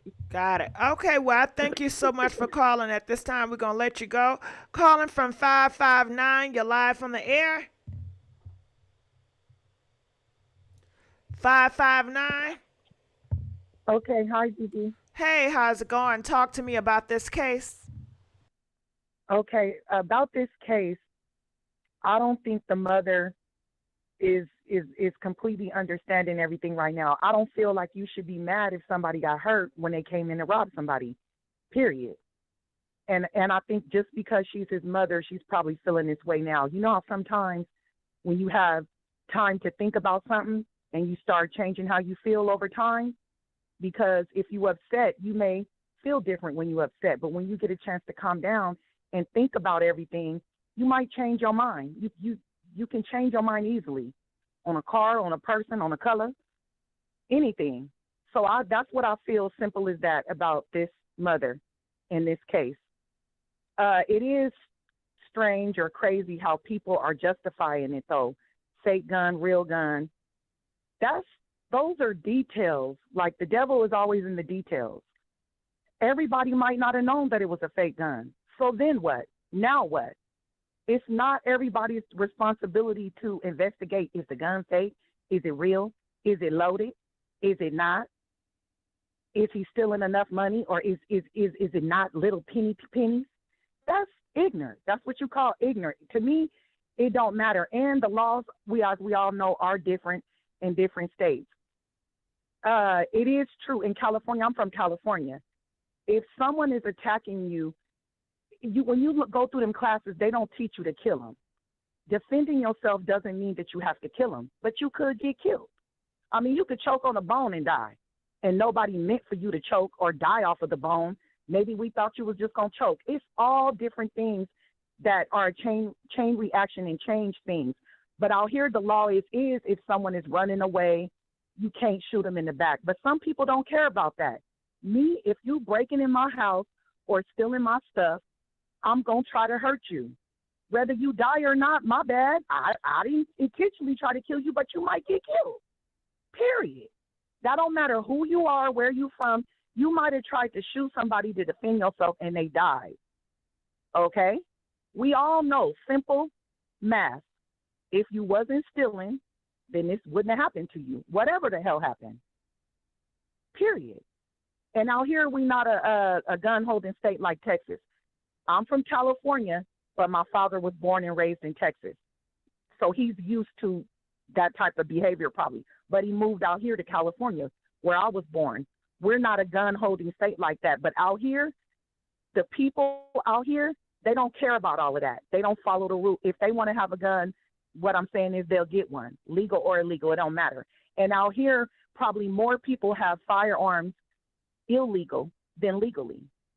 So it's always stuff going on like that. Everybody don't follow the rules. Everybody don't even care. And as far as the lady calling from Jamaica and speaking on black people, I know black people who don't even like to be called black. They prefer African American. And then some African Americans don't want to be called black. It's like so many levels. It's crazy. We could get divided in so many ways. And also what I wanted to say, and particularly about the lady from Jamaica, she was speaking from, like she said, she was an immigrant. She is speaking from an immigrant's point of view. And just like you have stated several times during these calls, it's from their perspective. You may have went through something that I didn't go through, and then it caused you to be more alarmed or not. So that's what it means when you're saying from their perspective. They could have went through way more or not, and I'm unbothered because that never happened to me. Or I could be bothered just because it happened to my friend or my mama, et cetera, et cetera. So it's people, you can't always get all the facts at one time. Like, even on these calls, they expecting when you call in and say something for me to include every single thing. No, I didn't get to everything. I might not have got a chance or an opportunity to address everything. My bad. Like, we holding people accountable. These are just little clips of conversation. A lot could be said and learned off the phone, off of these few minutes or seconds that we getting. So people are not really taking that into consideration too when they're talking. And you're right, nothing is across the board for everyone at every single moment. I can like dark-skinned people today and not like them tomorrow if I choose.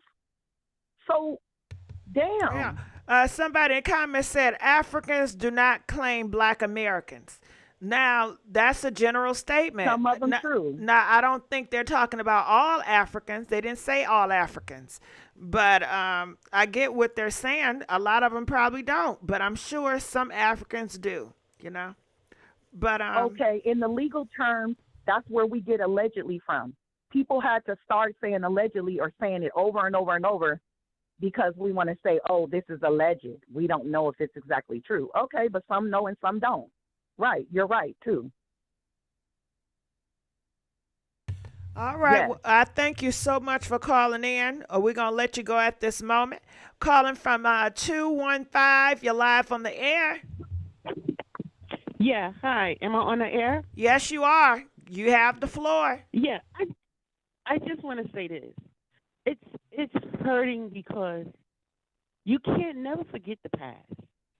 The lady, like she said, I don't think she was a Jamaican. I think she was a foreigner of another nationality from her voice, from my perspective. But I believe that you can't never forget the past. Some of us can and some of us can't. Everybody is holding it different. And I hurt because she raised that boy, the mother, and why did he think that he could do this and in knowing that it's wrong? What I'm just hurt because there's no real solution to these problems. We thinking, well, the government thinking, well, we're going to give them all this money, maybe they'll shut up. No, lock them up, maybe they'll be okay. No, give them a week therapy. No, all these problems are just too much for a lot of us. It's weighing me down. I don't know who to hate no more. Hate the white people, hate the black people. I don't even know who to hate. It's so much hatred out here. It hurts. What do we get to do a solution? Nobody's really got a whole hand on helping the hurt. That boy probably was hurting from something because it looked like he had a caring mother. But why did he even think he had to do that? Why didn't he go to a family member and talk to a family member? Well, I'm hurting. I need money. Help me. Where is the solution? We always complaining. When do we stop complaining and try to find a source to help? Because locking them up ain't going to do no good. Killing them is not going to do good. Now her whole family going to hurt. And the Valeriancy, he might feel good, but I don't get it. It's a hurting situation all the way around the board right now. I don't feel good about this world no more because they trying to fix a problem that don't seem like it's ever going to get fixed. You understand what I'm trying to say? Yeah, you got the floor, boo. Go ahead. I'm not interrupting. Yeah, because everybody's saying, well, they need to stop blaming the white man. They need to stop blaming. But honestly, the skin color do matter. He, like the lady said, he was waiting for a moment to show off, and he did it. But now you killed a person. Everybody's hurting now. More hurt on the floor. More hurt. More hurt. More hurt makes a good America. It's got to be something better that we can do and think better. We don't have to think. We got to kill and avoid walking down the street because of the skin color. That's what I'm saying. What do you do when you think like that? Where is the help at? I'm just lost because I hurt. I hear people on here, they're hurting just like me. Because there's no real good solution for all this pain out here. You know? It really is. And it seems like a lot of us getting more painful about it. Because you don't have a grip on trying to find a better solution. This shouldn't be happening in 2023. He shouldn't have felt like this. If his mother's a caring mother, he shouldn't have never been out there in that situation. And we don't have to get a gun to feel not threatened. Come on now. When is this? What is this? You know, I don't get it. I don't know. I just know that I have to do my part and not being in the wrong place at the wrong time if I can help it. Just, I would never have done nothing like that. I don't care on my worst day. You have to know wrong don't equals good. So I'm quite sure she taught her son, but why did he even think he could do wrong and come out right? That's what I'm trying to figure out. You got to know a little better. You can't do wrong and expect the good to come to you, right? Well, if I see my friends get away with it and everybody talking about it, they get away with it, I'm going to try it too. If it's free money. I mean, that's the mindset. So if I feel like if it's more strict and more people in America starts doing, standing up and doing the, everybody carrying, criminals not going to be busting in your house because they're going to fear that your whole family is carrying and they're not going to make it out here alive.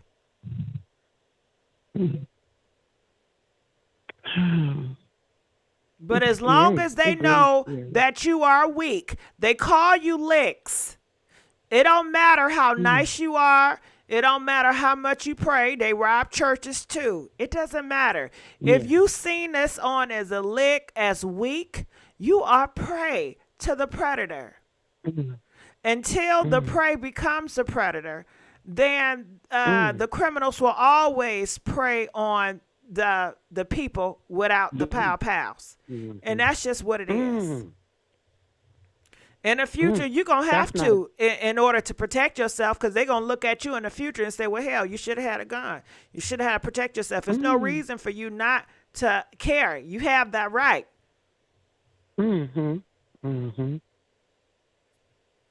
in other words, we see the future getting out of control, I guess. I don't know. Well, yeah, the people of the gun laws, what they call it, the RCA or the RNA, whatever, they not going nowhere.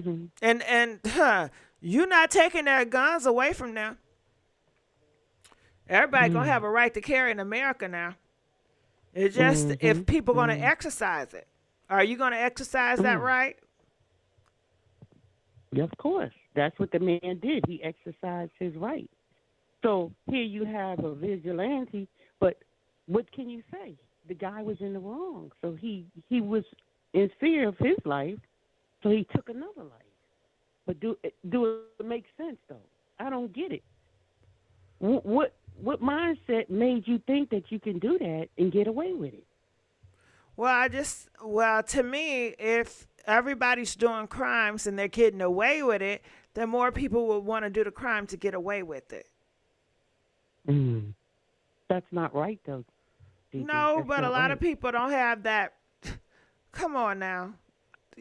People don't have morals or values or standards, what's right and wrong. Whatever they say is right. Whatever they do, they don't care. It's they on their time, on that demon time. Yeah. I just hope it get better, though. That's all we can do. We can't sit here and argue and blame anybody. You just got to hope for the best and do your part. That's all we can do. You can't be angry because it do hurt, but you just have to be more about doing your part and to do the best you can at your circle. Make sure your circle is not out here doing that. Make sure your circle is okay. Provide for your circle so they don't feel sad and depressed, I hope that's the best solution I can think of. I don't know. All right. Well, I appreciate you for calling in. All right, we're going to let you go. Calling from 510, you're live on the air. Hello, Gigi. How you doing? Talk to me about this case. I'm doing all right. Well, I was calling to say a prayer for this case and just send blessings to the family as well as his soul, because he was a young man and his soul was still developing. Unfortunately, for blacks, it is a little bit harder than other races, but that's not what I'm calling for. I want to start off with Psalms 12. I'm going to read Psalms 12, 1 and 2. And then Okay, hold on. What about the people in the chat that may have a different religion? Well, guess what? How about this? Amen, amen. God bless. But besides And you happy. praying, and people, that believe in prayer does appreciate that. But on So how here, about this? How about could this? you? I appreciate that. We're I doing respect every commentary. different religion. I do respect every different religion, and I just want to send blessings to the family. Yeah, just say And I want to blessings to send the prayers out family. to the Yeah. mother. And I want to let everybody know on this line that as people and as children of God and as children of any religion that you support, it's imperative to remember that we are all flesh and soul, and we should not be against each other. No one's wrong or right. We're none of us perfect. So with that being said, as me being a black American woman from San Francisco, California, to put that out there, I respect everyone's religion, but it's about this guy and the mother that's grieving and the family. So everybody should stay focused on that and not get it on race, because race is going to always do what it do. But in general, this is about the family. So I think if no one's calling in about positive thoughts for the family and for this mother and for the brothers and aunties and uncles and cousins, then we should just stay focused and just keep it off all that and just send prayers to whatever you pray to the family in positive ways, because positivity is for 2023. All right. All right. All right. All Let's let her go. Okay. Her answer is just to sit there and pray and see how that happens. So anyway, let's go on to the next caller. 310. You're live on the air. Hello. Hey, how's it going? Talk to me. What are your thoughts? Oh, honey, I got so many. Hi, Gigi girl. How you doing? Good. So, can I, real quick, I want to go back a couple of callers, the two men. You had two different kind of black men. You had one who articulated himself so well, knew how to solve it, had a clear vision. Then you had the other one who was just so upset. He didn't know what was going on. He didn't know how we got here, yada, yada, yada. And it's people who don't read, who don't know anything, but yet want to be leaders that are part of the problem. So let me address my girl. Look, if you do not teach your children anything and you expect society to teach them, they may not teach your child in love. Okay? So sometimes if you want to teach your children and you want them to come up right and be able to navigate through this so-called white man system, you're going to have to train them for that, much like a coach training their children or training the players to go out there on the field. Train them properly, because society and people like myself, we're not playing with them. Since I was 11, I've been yelled at by men, called bitches, assaulted, and things of that nature. People get tired of that foolishness. So either teach your children out of love, or society will teach them out of necessity.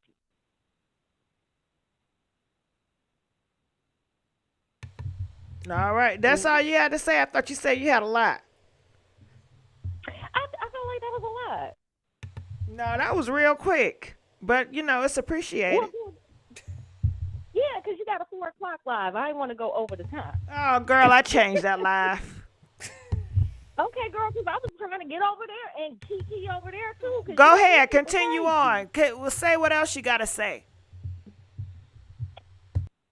I think. Well, since you brought up the other callers, how do you feel about people feeling like if African or Jamaicans or black people that's not America criticizing black Americans?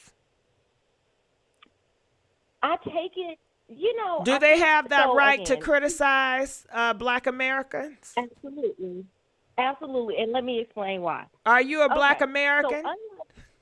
Yes, ma'am. Okay, go ahead. Look, because they're going to say, well, maybe she's a foreigner. Go ahead. No, ma'am. I was born in Gary, Indiana. Okay, same place as them Jacksons, and my nose is just as big as theirs is, okay? Black mama, black daddy. I'm not even biracial.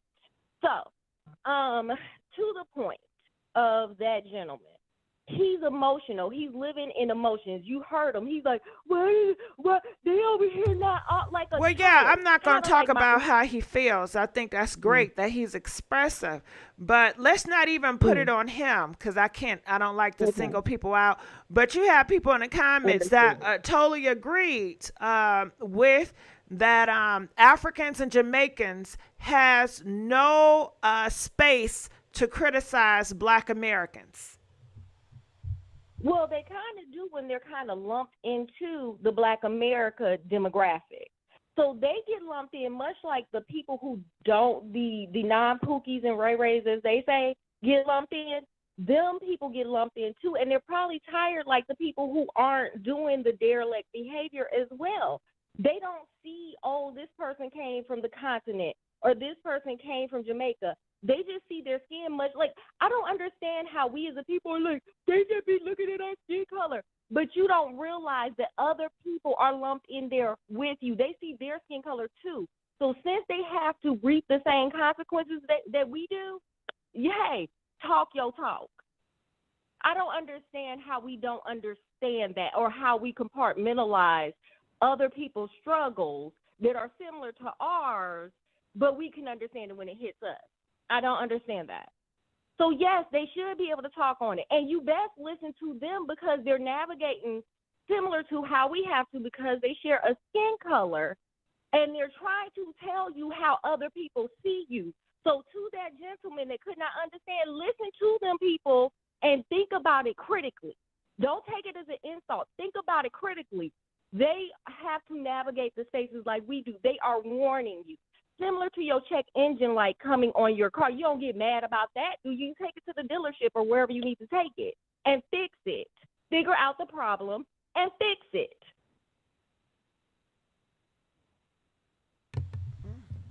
All right, you got some. You done made my people call in more, girl. Thank you. Look, honey, make your money. What Beyonce say? Make your money, honey. Money, Make yeah, your money, girl, you Gigi, need girl. to I'm email me. I like you. Can I text you? Huh? Can I text you? Absolutely, hon. I love this kind of stuff. Girl, I love I'm about to text you now. I need help with some other stuff too. Oh, good. I love it. So yeah, and we probably wait if you don't mind me. Well, no. Well, no, I'm gonna text you, girl. I just said hey. Yeah, because I'm an older girl too. So let's get it, honey. Because these children need to be corrected. Get information, people. Let's go. I just text you. Did you get it? Okay. Wait, let me see. Don't say my number. Oh no. No, I did. I got it. All right. Well, I'm gonna let you go. All right. Let's let her go. Calling from 347. You're live on the air. Hi, Gigi. This is the Jamaican lady calling back. Uh-oh. I've been watching the chat room. I'm from Jamaica, Kingston, Jamaica. And I really appreciated the other caller calling back in because, you know what? I'm not Black American, and I do not want to identify as Black American. But we are forced to be lumped into this, I guess, Black community. I'm not saying I'm better than Black American. I'm not better than no one. What I'm saying is this. We have so much opportunity here as Black people. And instead of we coming together as Black people, we segregate more. Everywhere you go, you find Africans don't like people from the Caribbean. You find Black Americans don't like people from the Caribbean or from Africa. And when you get in a room with any Caucasian person, you're all Black. You're all Black, whether you like it or not.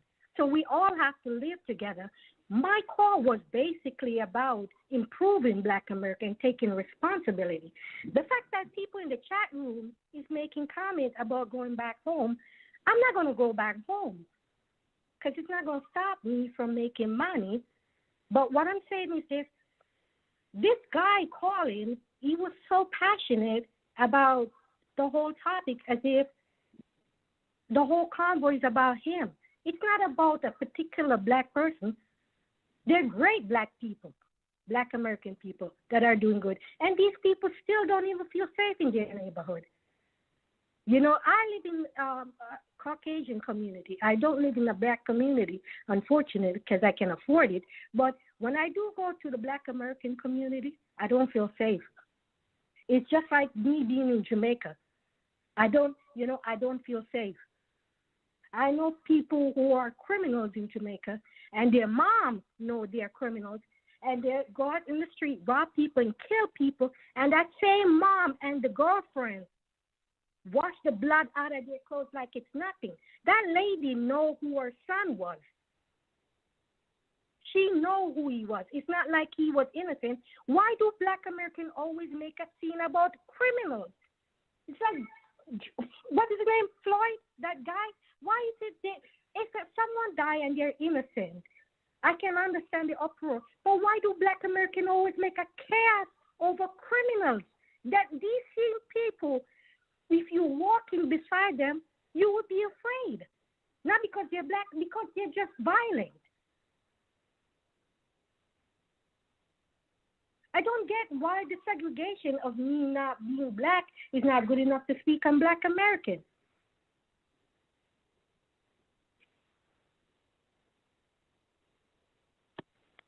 So that's all I just pretty much wanted to say. Like, it's getting out of hand now where everyone is doing their thing, and it's like nobody cares as far as, we're all black people.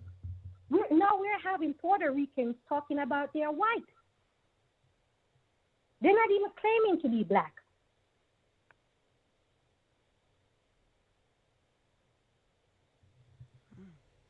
Hello? Yeah, I'm just letting you talk. Well, I appreciate you for calling in and calling back, No, my question to you as a Black American, do you feel offended if Africans or anyone from the Caribbean speak on what's going on here? Because we all live here as black people. I'm offended when Black America speaks sometime. I'm offended anybody who speaks sometime. I don't give a damn. If you American, Jamaican, it depends on what you're saying. But I'm offended all the time, to be honest with you. No, but I didn't know that Black Americans feel offended. Because this goes on in Jamaica. We didn't leave Jamaica. Jamaica is different, and other Caribbean countries is different. America and their politics is destroying these countries, whether you want to admit it or not. Just the same way they're destroying this country, whether you're black or white. All right. A lot of people here are shocked. Yeah. All right. Well, I thank you for calling. We got some other callers, so I can end the line, but I appreciate you for calling back. We're going to let you go. Calling from 404. You're live on the air. Hey, Gigi. Hey. This is Khadijah. Okay, so I wrote down some notes. So I have about 3 points and a role play. So I want to start by saying that this is the introduction to the New World Order, so get used to it. With this defund the police and stuff like that, this is just going to be the way that you're going to have to protect yourself. You already see the police ain't coming. So I heard someone say, well, how we got to do better. How we gonna do this? Are we gonna pray for them? No, you're gonna have to take them out. If they come attack you, it's either gonna be you or them. So you better get ready. All that prayer is not gonna work. But that's what the thugs want anyway. That's what the black gang members and the big record companies, that's what they want anyway. They don't like 12, and they always want to get rid of the police. Yeah, they do want to get rid of the police, but see, that's everybody that's complaining, saying, oh well, or like even the mama, like that's what you wanted. That's what you marched in the street for. That's what you marched in the street for. You wanted that, you got it. So this is what's gonna happen. The citizens are gonna have to take up arms and protect themselves because all of the criminals, they don't care about going to jail. They do not care. They want to go to jail. They 90 seconds. And all the bussy for days. So, no. This is what you're going to have to do. And if you don't, it's going to be survival of the fittest. It's either going to be you or them. They're going to be, it's getting worse. Famine, you see they not getting no job. They don't want to work. They don't want to work. They're not going to work. Girl, I think they're allergic to jobs. Yeah. They're allergic to it. I don't believe. I don't think 60 they want to work. seconds. They think it's easier, and they don't care if they get, if they get caught. What they're hoping is that they get caught so they can go inside. It's cold outside, so they can go inside the jail and be able to lay up for free. They got mammies bringing them Popeyes and Pizza Hut. Inside the jail, giving them unlimited pussy. Then they have the dating apps. And I'm sorry to cut you off, but criminals can do anything on social media. They making free phone calls. They on dating apps harassing people. They got reality shows. Girl, do you know they got reality shows? Love at the Lock Up. Girl, they superstars. Yeah, I done seen them on Kendra G few times. I done seen them on there looking for somebody to go home to. 10 seconds. There's nothing for them to fear. It's not so. At this point, prayer is not going to work. Miss Church Lady is not going to work. Hoping for the best and being positive is not going to work. The only thing that's going to work is you going to go get your aim right. Go get your license, or right now, if you're looking at what's going on, all these states are passing laws where they say you don't even need a permit. You don't even need a permit to carry. So if you don't need a permit as someone who is not committing crime, what makes you think the people who are committing crimes are going to be carrying? Oh, so the people that's doing crime never needed a permit. They was gonna have it anyway. Right. So you better get your aim up. You better be ready. You better always be thinking. I was in the military, so you better always be thinking about a strategy. I feel this, man. If I was in a situation like this, last year, where this dude came inside the American deli and he threw a box of chicken bones because he wanted a refund at the cashier. She couldn't be number 17 years old. I pulled my pistol out and told him get out the store. Get out.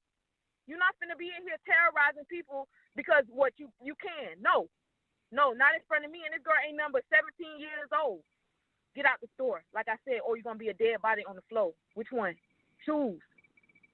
He got up out that stove. I know. I want you as my friend. I can tell you that. You or them. And just go save up some money for a couple weeks. Save up $50 a week. Or I say save up $100 a week, and at the end of the week, go get you a Glock. Go to the range. Go practice your aim. Do a class or something that pay $50. Go on Groupon. Do a class, because it's going to get worse. They already, like you said, they pulling up at you.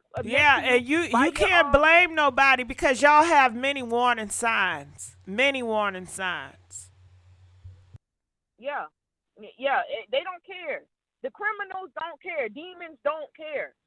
They don't care. So what you gonna pray? You gonna hope and pray? It's past that.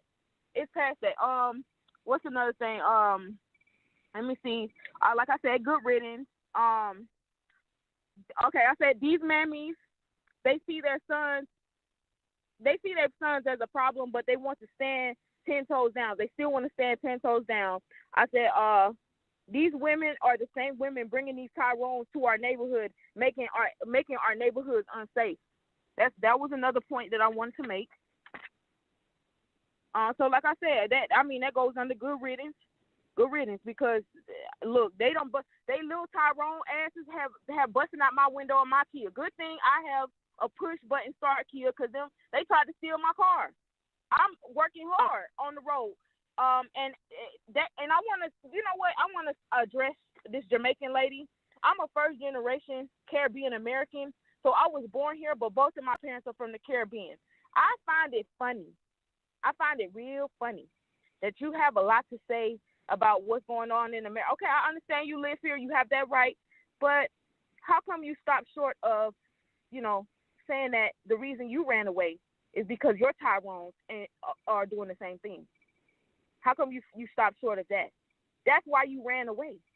So, or what, you want them to run away? You want us to run away too? No. Like I said, we got to do, the only way that we're going to get over this is you have to stand up for yourself. What that white daddy did, that's what you're going to have to do. If it's you, it's going to be either you or them. if you keep allowing them to come into these stores and stick up the place, they're gonna go back to their friends.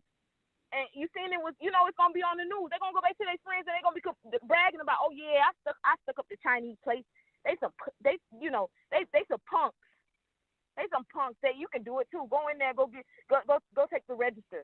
No, you better stand up. Take them down. You gotta take them out. You have to be savage like that because this world. And is I not tell you one thing. I know y'all talk about them Asians and stuff, but them Asians do not fear these niggas.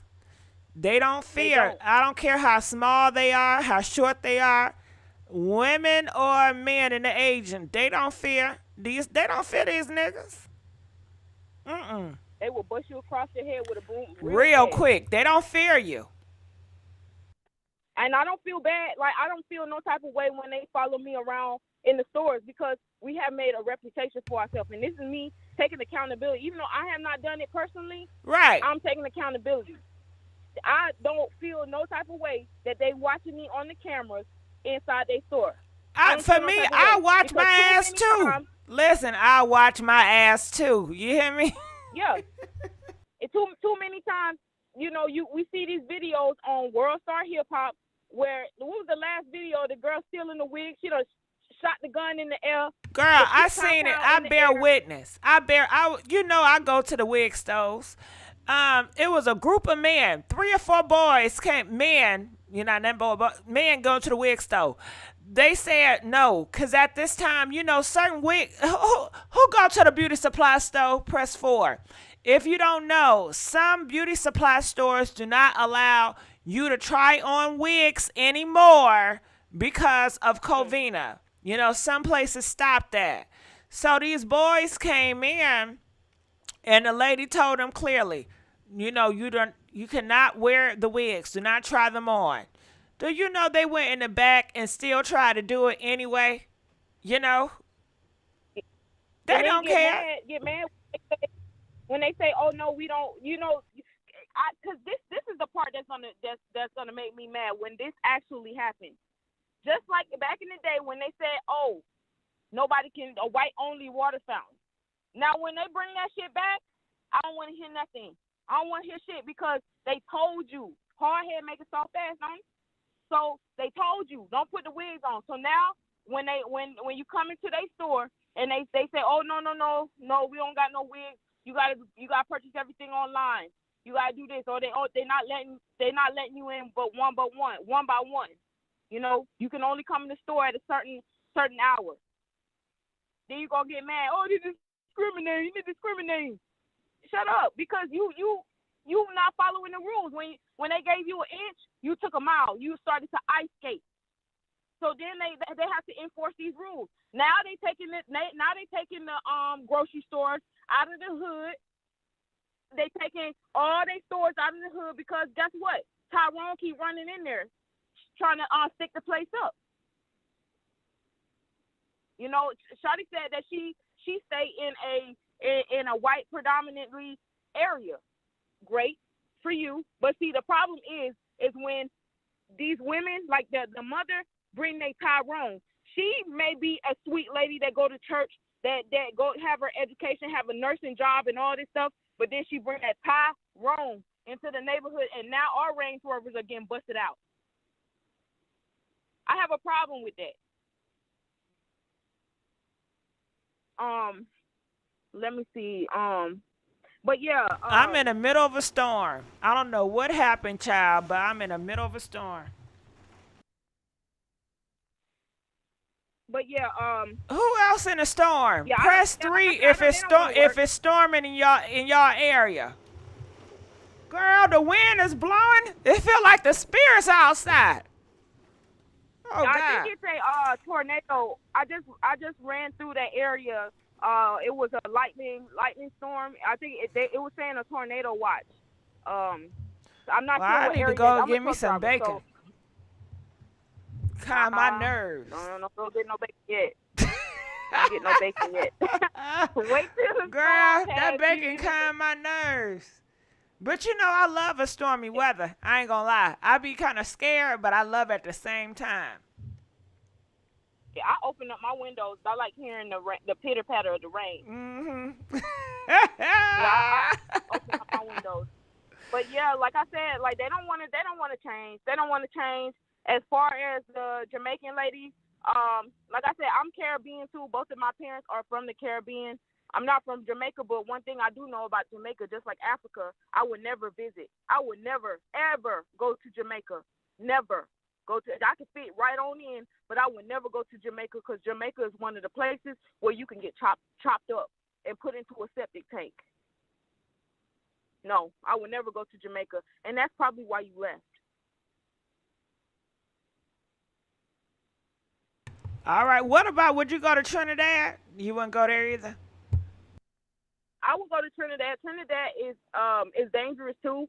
It's all anywhere that you have Tyrone, they all gonna be they're all gonna be a dangerous place to be.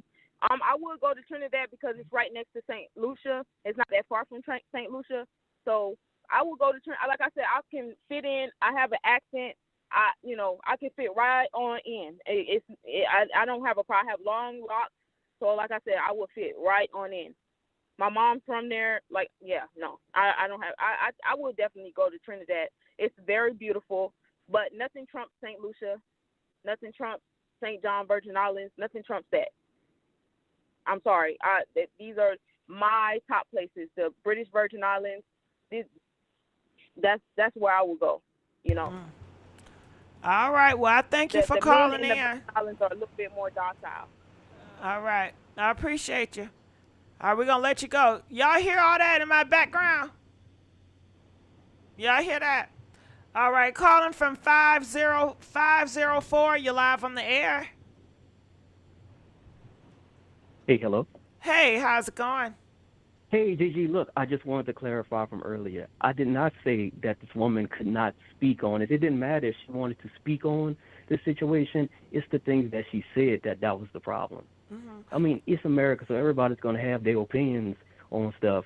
But when she called back the second time and said she didn't want to be lumped in with Black Americans and stuff like that, how can you go in and try to help somebody with that perspective?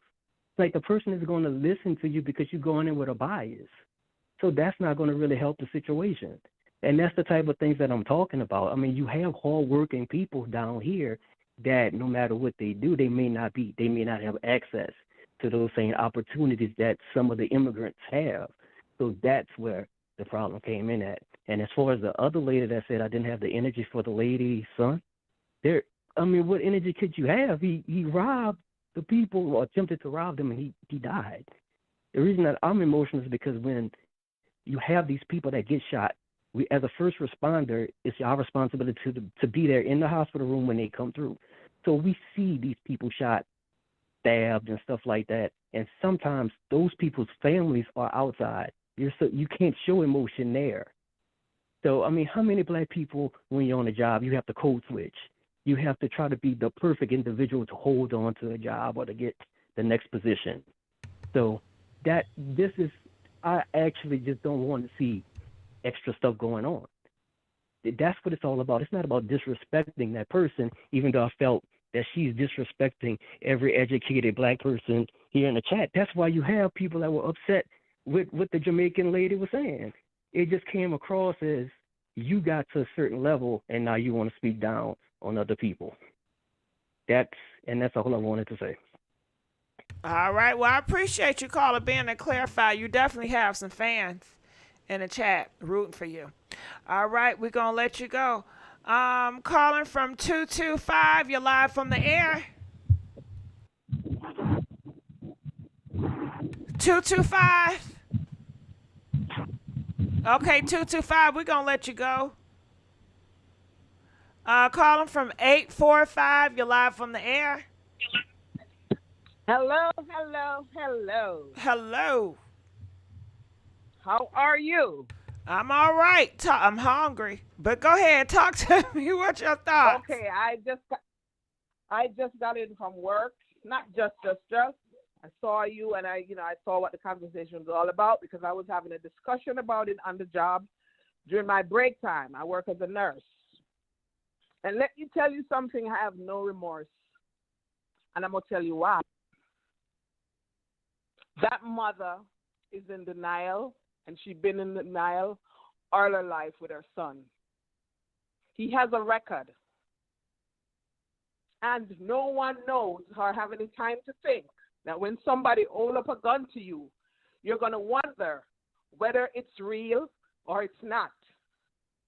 If he had went into that restaurant and probably begged someone to buy him some food, he probably would still be alive.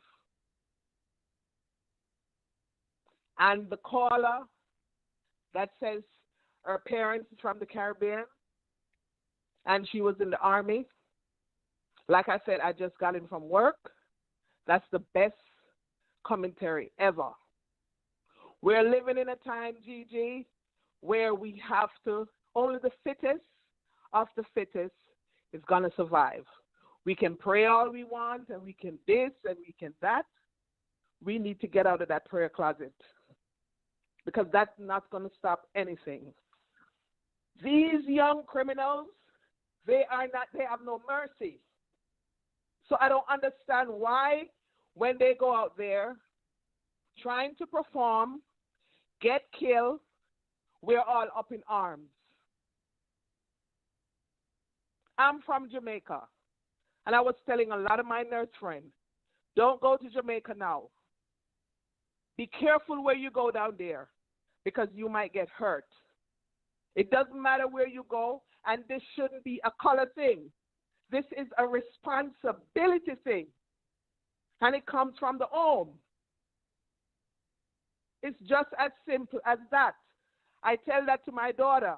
If you go out there, you get yourself in any problem that you're not supposed to, don't call me. It's that simple. It's about responsibility. Because we're not living back in the days. Like the caller said, it's a new world order. Only the fittest of the fittest will survive. And when you go out there, you have to be prepared. It's just that simple. Nobody got no time to be wonder whether the knife is sharp enough or it's a plastic knife. It's a weapon, whether it's in a gun form or whatever form it comes in. It's just that simple. And you know what? I'm so glad that it's not an election here, because this would have turned into a color thing. A white man kill a young black man. And nobody wouldn't looking at the root cause. If this was an election year, it would have been something else. We need to take responsibility. It has nothing to do with color. Thank you for taking my call. And I thank you for calling in. I appreciate you. All right, we're going to go on to the next caller. Calling from 862. You're live from the air. 862? Yes, hello? Hey, how's it going? Hello? Yeah, I can hear you now. Oh, thank Talk God to that me. I'm calling. How are you, Gigi? How are you doing? I'm doing good. How about yourself? Oh my God, it's so my adrenaline rush is like, oh my God. I like this topic. I saw the video the other day in the news what happened to the young man that got shot and everything. I'm surprised you're on so early, because usually it'd be in the nighttime. But I was watching it live and I heard this man talking, and he's like, why they always gotta be talking about black people and all that stuff, and why black people gotta be generalized and all that stuff. And I feel his pain, because they do it to us as Caribbean people all the time. I live in New York, right? And I want to tell you, in New York, once you have a Caribbean accent, it doesn't matter if you're from Trinidad, that's Nicki Minaj country. It doesn't matter if you're from Barbados, that's Rihanna country. And it doesn't matter if you're from Jamaica, that's Sean Paul country. I'm naming these famous music artists for people to be specific. Everybody, oh, that's a Jamaican. That's a Jamaican. If you even cuss a Jamaican word, there's a popular bad word called bumblecom. Oh, that's a Jamaican. Oh, that was a Jamaican guy who robbed the store. Oh, that was a Jamaican guy that was arguing with the girl. Everybody is a Jamaican, right? And everybody is not Jamaican, but people just don't educate themselves. So Jamaicans get blamed for a lot of stuff.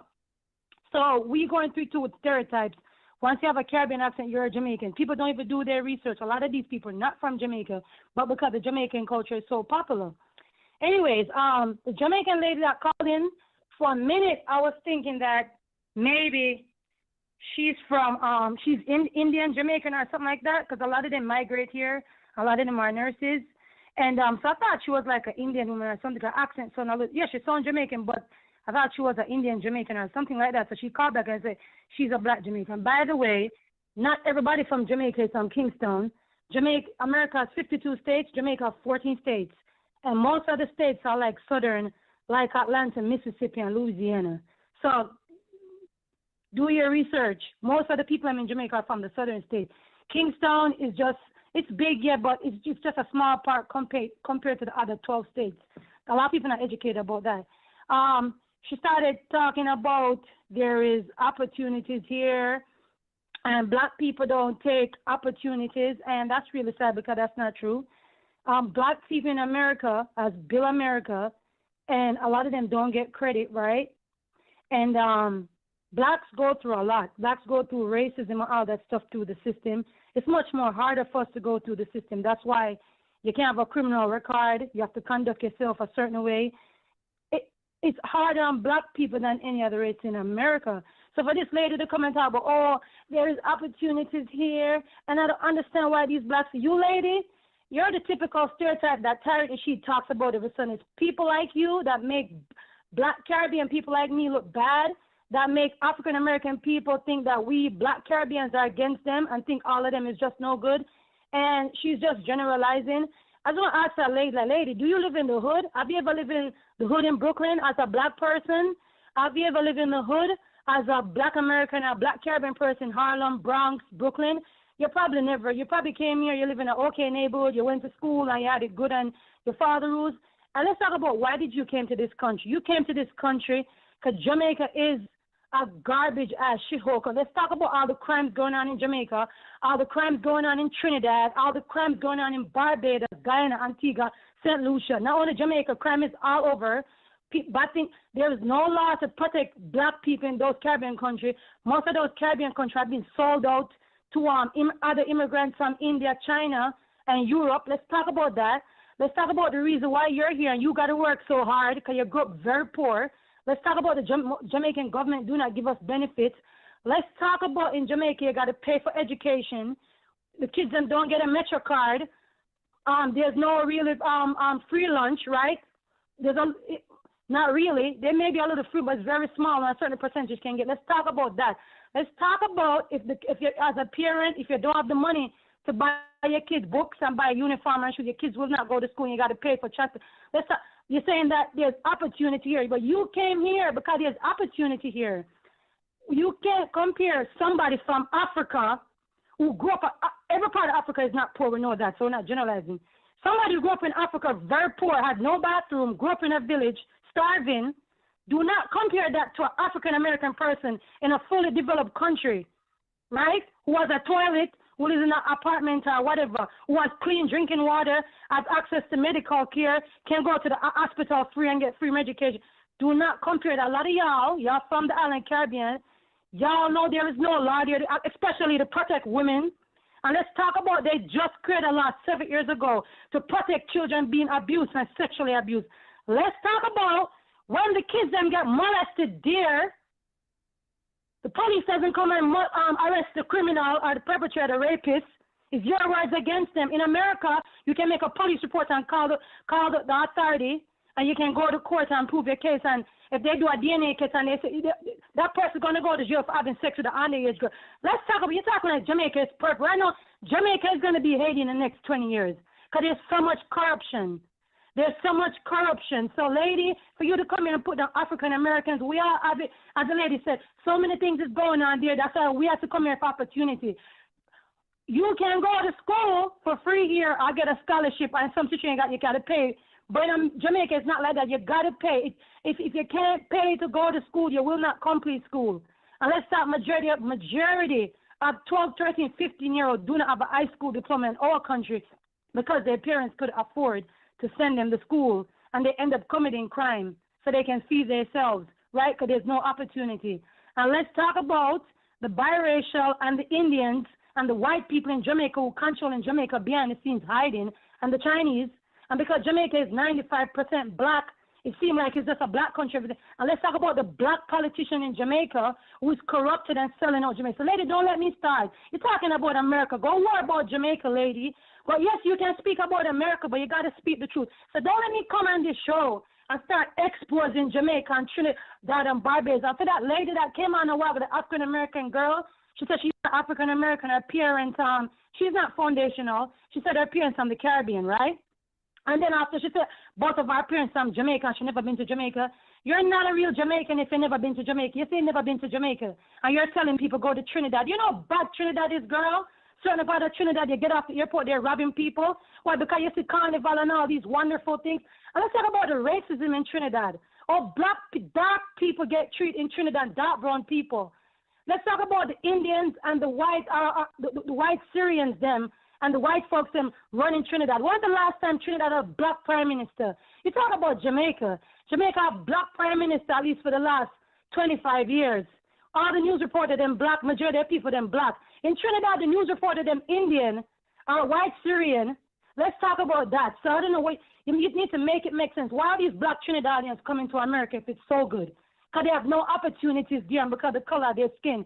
So, yeah, when you see Trinidad, you see soca music, and you see all of this campaign with the costume. And yeah, looking when they promote carnival, you know, most of the women them in carnival is always some Indian girl, or mixed girl, or white Syrian girl. You don't really see black women in those expensive $1,000 costumes. And they promote, oh, come to Trinidad, and you're going to feel like a queen. You wear these expensive costumes and carnival. And y'all always put Jamaica down, like Jamaica is the worst. And there's beautiful part in Jamaica. Everywhere is bad. Wherever you go, you got to watch your back. So this girl not even making, that's the thing with me. I don't like people who have Caribbean parents who live in America and never been to the Caribbean. You don't have a right to speak on something you don't know. And until you travel to Jamaica and experience Jamaica, don't go by what you hear or what you see. So that's what I have to say about that lady and putting on black Americans. And that's why, and you have this dude called Tartner Sheet. He put all of us in the same box, saying that African, Caribbean people, we are black American people. I do not feel that way because I live with African Americans. I've been on a system. I've been in a shelter. I know what black people go through in this country, and I know why black people fight for their rights. There's more black people fighting for their rights in this country than anywhere in the Caribbean or Africa, okay? And let's talk about in Barbados, oh, y'all love white folks, and in Trinidad and all those stuff. You know what I'm saying? So don't come talk about Trinidad as a nice place and St. Lucia. All these places are all colonized, and the white people them behind the scenes still run these countries, but they just put black faces. You understand what I'm saying? So it's all lies. You come to this country, like, humble yourself. This is not your country, right? You have a right, you have a right to speak on what you see, but it's just one side. It's about, oh, these black people, they get so much opportunities. I don't understand why. Oh, it's so annoying because you're speaking on one side. You don't see a lot of these Caribbean people. They never really live around black American people, so they don't see the system and what these. I live in the hood. I live in the projects. So I know. I live in Brooklyn, Bronx. I travel with I've been outside of New York. I know. I have 2 kids here, and they don't have a Caribbean accent, so they're mixing with African American. I don't teach them to hate African American people or nobody, because when the police see us. They see us as black. They don't give a damn if you're a Trinidadian or Jamaican. They're going to treat you just like an African-American person. In the court system, in every hospital, they're going to treat you just like a... Nobody cares. And yes, there's black American people here that hate on black Caribbean people and be racist to us because black people can be racist against you. Yes, but not all of them is like that. Not all of them is like that. It's the same thing now. With black men dating out their race, it's the same thing. When these Caribbean guys come here, they follow the African American guys and start dating out their race now too. All of a sudden, they don't want to be with that black Caribbean girl no more. We're going through the same things y'all going through. We're all in the same boat. So I don't know what this lady really talking about, but I'm here to expose the Caribbean, and y'all know I got it together. If we all had it together, we wouldn't be here. Let's talk about that. And let's talk about the people that got it together still live there. And most of the people that doing well in these black Caribbean countries are not black. Yes, you have blacks too, but most of them who run in the country and who profiting is not black. Yes, there's black people who doing well and who millionaires and all these things, but the majority is not. That's why we have to come here for opportunity. So, lady, humble yourself and pay homage to African Americans because they've been through a lot. You know what I'm saying? But that's all I have to say, Gigi. You know, big up the African Americans then. All right. Represent, guys, and just know that all Caribbean people, all Black Caribbean people don't feel the way these people do because them come here, them get a little college degree and them can work in the medical around white folks and whatever and other stuff. A lot of these white people too in America, sometimes they're nice to you as a Caribbean person. Them show you a different side because we in the Caribbean, by the time slavery was abolished and we got independence, our grandparents didn't talk about slavery and all that stuff. They buried all of that stuff. All of us we had black teachers, black lawyers, black people. So we don't have a big white presence in these black neighborhoods. So we don't remember the 1800s and the 1700s century and them time they went slavery and all that because our grandparents died, then our great grandparents. They don't talk about that. African American culture different.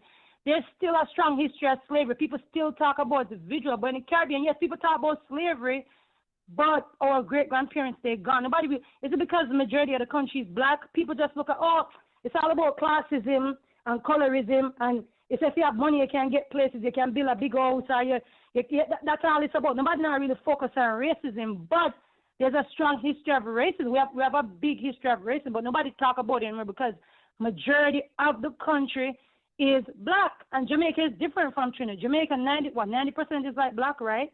Almost 2% Indian, 5% Chinese or mixed race or whatever. But in Trinidad, 50% is Indian and 50% is black. So they more have a big Indian presence in Trinidad. So their experience may be a little different. They're probably experiencing more racism around other race than we in Jamaica. So people got to do their research before they speak on Guyana too. They have a bigger Indian. When the British brought Indians, they brought a lot of Indians to Guyana, and I know Trinidad, but in Jamaica they didn't brought a lot of Indians. That's why when you look at Jamaicans, we're represented majority black, but we have Chinese, Indian, mixed race, white. But these people all hide behind the scenes because we are the majority, but the 1% is the one that have the most power. But a lot of people don't talk about that. But that's all I have to say. And big up all the African Americans. A lot of Caribbean people, we stand with you. You know what I'm saying? We stand with you because we know back in the day we look black like you. And when the police stop us, they don't care if we're Jamaican or Trinidad or Guyanese. They just look at you just like a black person. Yeah, I'll never put black people down because we are black by the end of the day. And people from Africa too, y'all need to stop that shit. Stop putting our African Americans down because Africa is just as corrupt. Let's talk about that too. You know what I mean? Even start there. So much corruption over there. And y'all have the audacity to come here putting down other black people when y'all got bigger problems in our own backyard. But have a good day, Gigi. All right. That was a mouthful. Hello? Yeah, I'm here. Okay, thank you so much. All right. Love your show. Love your show. Love you too, Thank boo. you for having a platform. All right, we're going to let you go. Calling from 706, you're live on the air. Hello, can you hear me? Yes, I can. Talk to me. I just want to say, we heard it from the horse's mouth with the last lady that just left, because I disagree with listening to foreigners unless they talk like how she just did. Letting you know that, hey, it's a bad situation in Africa. Women and children are still slaves over there. They're not doing anything to fix it. Caribbeans, the age of consent to sex is 16, and that's just too young. What statistics show is that those 2 years, it causes folks to have emotional problems, and so that's probably why we see so much violence. But I really appreciate what that sister said, because that's the truth. It's bad over there. So when we, embrace each other, and we have foreigners come over here, they scamming us if they're not talking like her, if they're not telling you, hey, it's bad over there. You don't want to go to Africa. You don't want to go anywhere really, but definitely don't want to go to the, a lot of nations that have a lot of people that look like us. And then when those foreigners come from over there, here, they don't want to see any more people that look like them. And we should be concerned with not having enough Black American doctors and nurses. And so the last thing I want to say, the black community, I guess a lot of people want to know, what is the black community? And I don't know. I don't know myself. But what I do know is that when we talk about people of color, the problem is that it's a groomed nation. There's too many rules that are interlocked into, so-called community. And I agree with what that man said. A lot of foreigners, they come over here, they get all kinds of loans and benefits that Black Americans don't get. And it's not fair because we don't even know. A lot of stuff that we are not privy to is because, we're groomed. We don't like looking at each other. It's like an inverted racism where we don't like each other. And it's because we've been groomed or raised like this. But that's it. I just want to thank you for taking my call, GG. Party crashers. I appreciate you. Have a good one. All right, we're going to let her go. All right, so that'll be the end of our phone call. Y'all really showed up on the phone call. You guys really showed up you showed up and showed out. Okay? I just want to say thank everybody for calling in. Thank you everybody for liking this video, commenting, donating the money, because we need it. And DJ Stop the Beat. It's interesting because I put on the channel, I said, do you guys want to open up the phone lines? And majority people said no, do not open the phone lines on this channel, on this topic. And I did. I opened it despite people saying no. And look at it. We had a full call line. The phone calls just kept on busting in.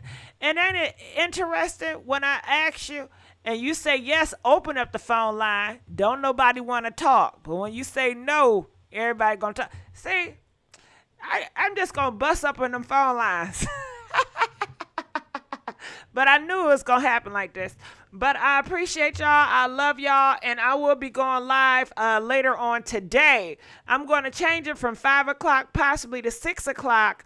It's about love after lockup. It's dealing with a case. This lady named Monique and Derek. Have you heard about Monique and Derek? Well, Monique, she's a plus-size woman that is dating this man, Derek, that was a criminal.